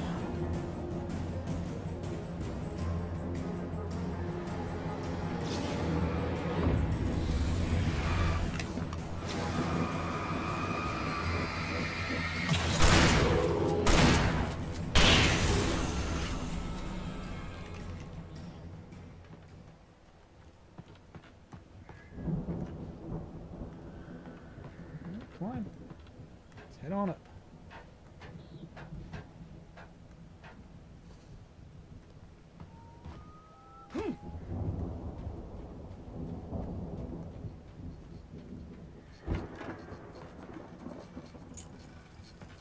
Silo keys.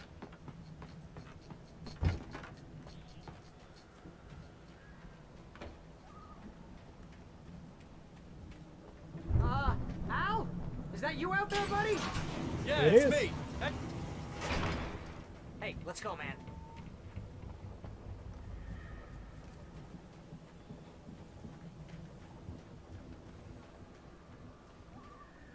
I think we're gonna have to work together to open this gate, Al.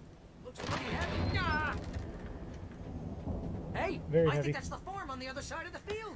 We're almost there. This farm is a crazy place for crazy people. We should feel right at home then. It is a very crazy place. Come on, one more gate. Let's do this thing. Ah!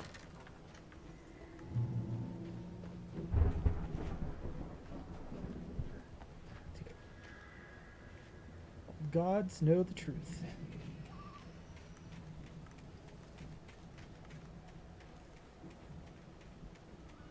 Check the outside real quick.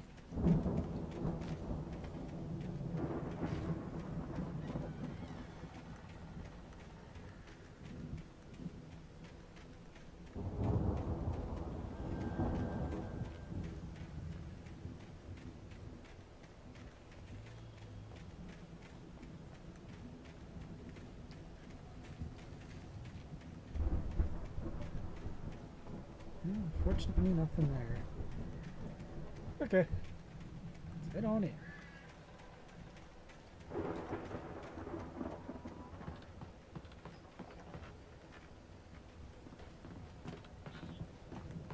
Nothing there, nothing there. The lights are out.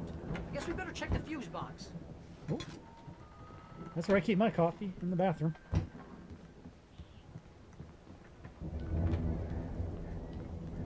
The power downstairs was out, but I was sure I could fix that at the fuse box.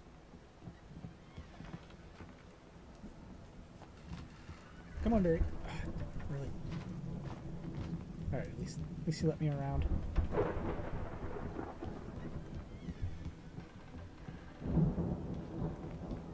Oh, no thermos.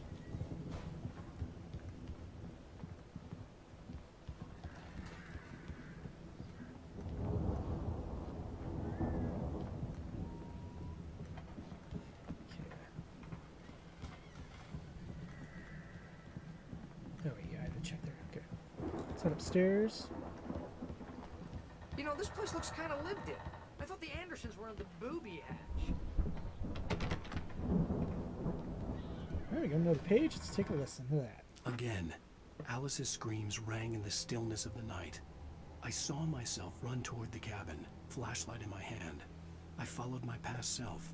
I was an out-of-body observer, a time traveler in a crazy drunken dream. This was the beginning. The night Alice had disappeared. The mystery of what had happened during the missing week was about to reveal itself. Yeah, I don't think they keep too close an eye on them at the clinic. They seem to Come on slip now, away let's a get the lot so they lights can on, get huh? wasted. No kidding. Those guys sound awesome.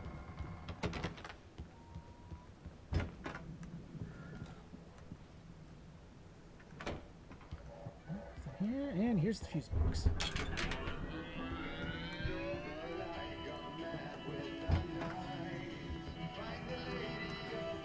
Can you hear that, Al? Music? Of course, we need to find where it's coming from. That's the message the Andersons talked about. That's the whole reason we're here. Lady of the Light? Oh, that's gotta be what's-her-face, the crazy lamp lady from the town. Cynthia Weaver. Right. Must be.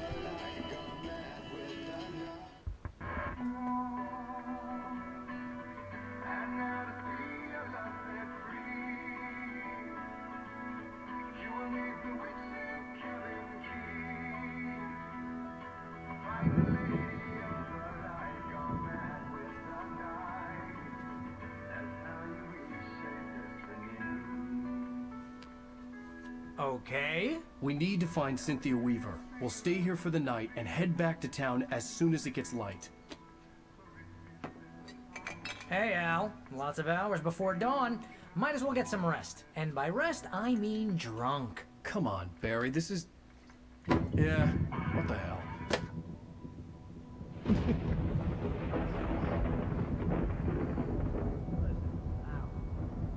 sorry about this. No, seriously, because I know we don't get along, but we're gonna find her, right? And even though you're a crazy bastard, I'm gonna stick by you, no matter what, ever, Al. Sure, like a brother. I'm a writer, goddammit. The support person's here, the If cutout. I just wanted to, I could write 10 books a year. And they'd be the best books that year. No, you couldn't. That's right, I couldn't. But I could, because I'm a writer. What? What do they put in this stuff? I feel like my brain is coming out of my nose. I'm gonna get the recipe off those coots and be a booze millionaire. I just miss her, Barry. I just want her here with me. I know, Al. I know. It's gonna be okay. We're gonna make it okay.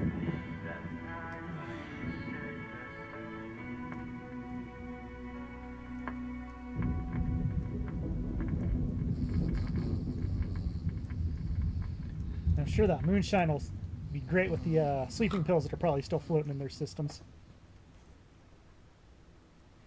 That's what I was hoping he'd do.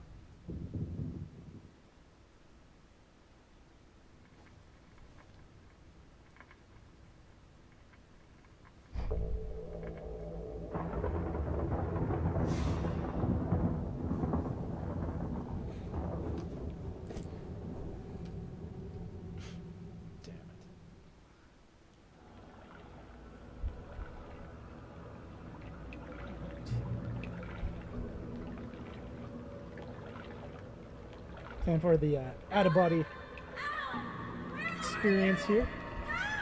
Alice, I'm coming. It's all right. I'm coming. It was a crazy drunken dream, and yet it was more than that. It was the truth, a suppressed memory unearthed by the Andersons' moonshine. I was there, an out-of-body observer. This was the night Alice and I had arrived at Bright Falls, the night Alice had disappeared. I had a chance to find out what had happened. I remembered being surprised to see the cabin dark. Alice would have never turned the lights off. So the generator's down here.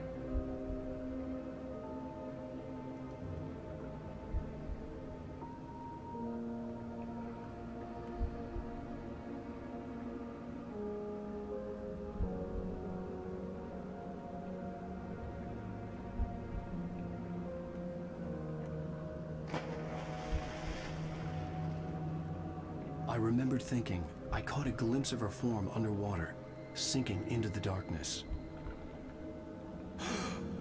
Diving after her was the last vague memory I had of that night.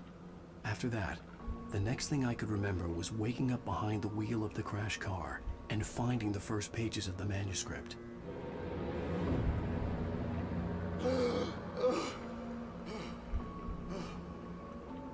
I couldn't find her in all that blackness. I must have thought she drowned.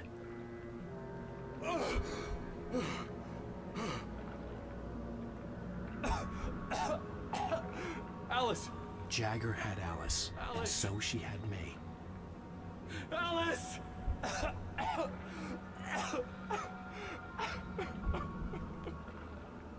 I'd been easy prey. Look at the cabin. Is there someone in the window? Alice? Maybe she didn't drown after all. Maybe she's inside. Alice! Yes. See. Never trust the spooky old woman. The dark presence had touched me. She had dug her nails into my brain and used me, made me her puppet.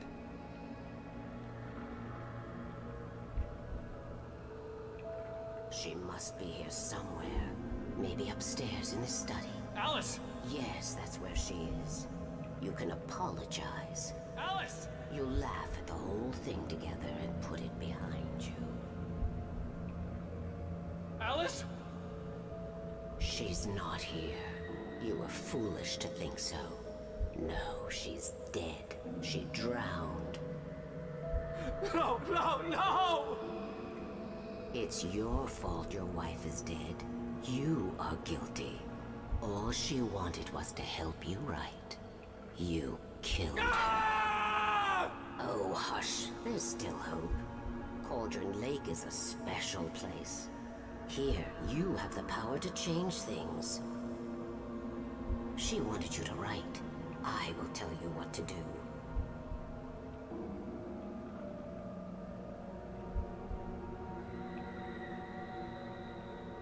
You can write her back. The story will come true, and all will be well again. She had Alice, and the manuscript was the ransom for her.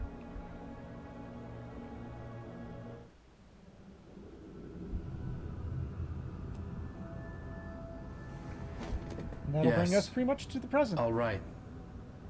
I'll fix it. I'll bring her back.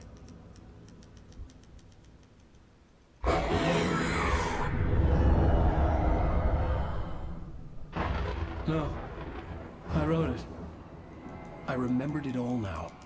In the dark, I'd written for days, a week, almost a complete manuscript of a novel entitled Departure. Jagger had been my editor, whispering in my ear, making sure that the unfolding story would make her more and more powerful. I thought I was saving Alice. Even with the cobwebs she put in my head, some part of me had been aware enough to write my escape into the story, to bring a light into the cabin to release me before I could finish, to interrupt the horror story before the ending, where darkness consumed everything and everyone.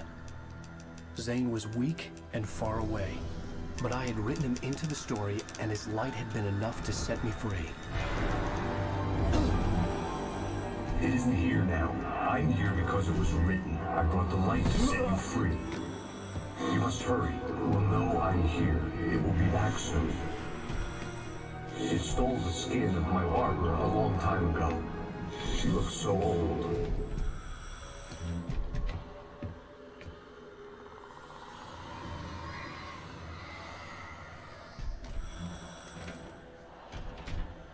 I had woken up, confused and groggy, my mind consumed by darkness and fear. All I could do was to escape.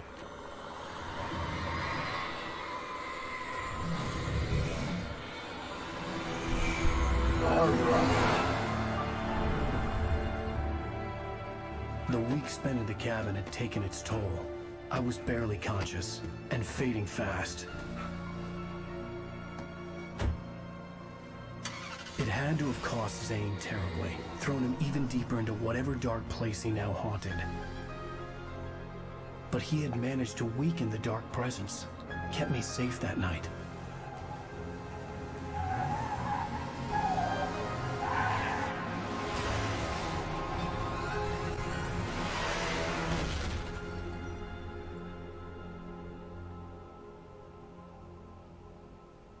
I wrote it. It's my fault.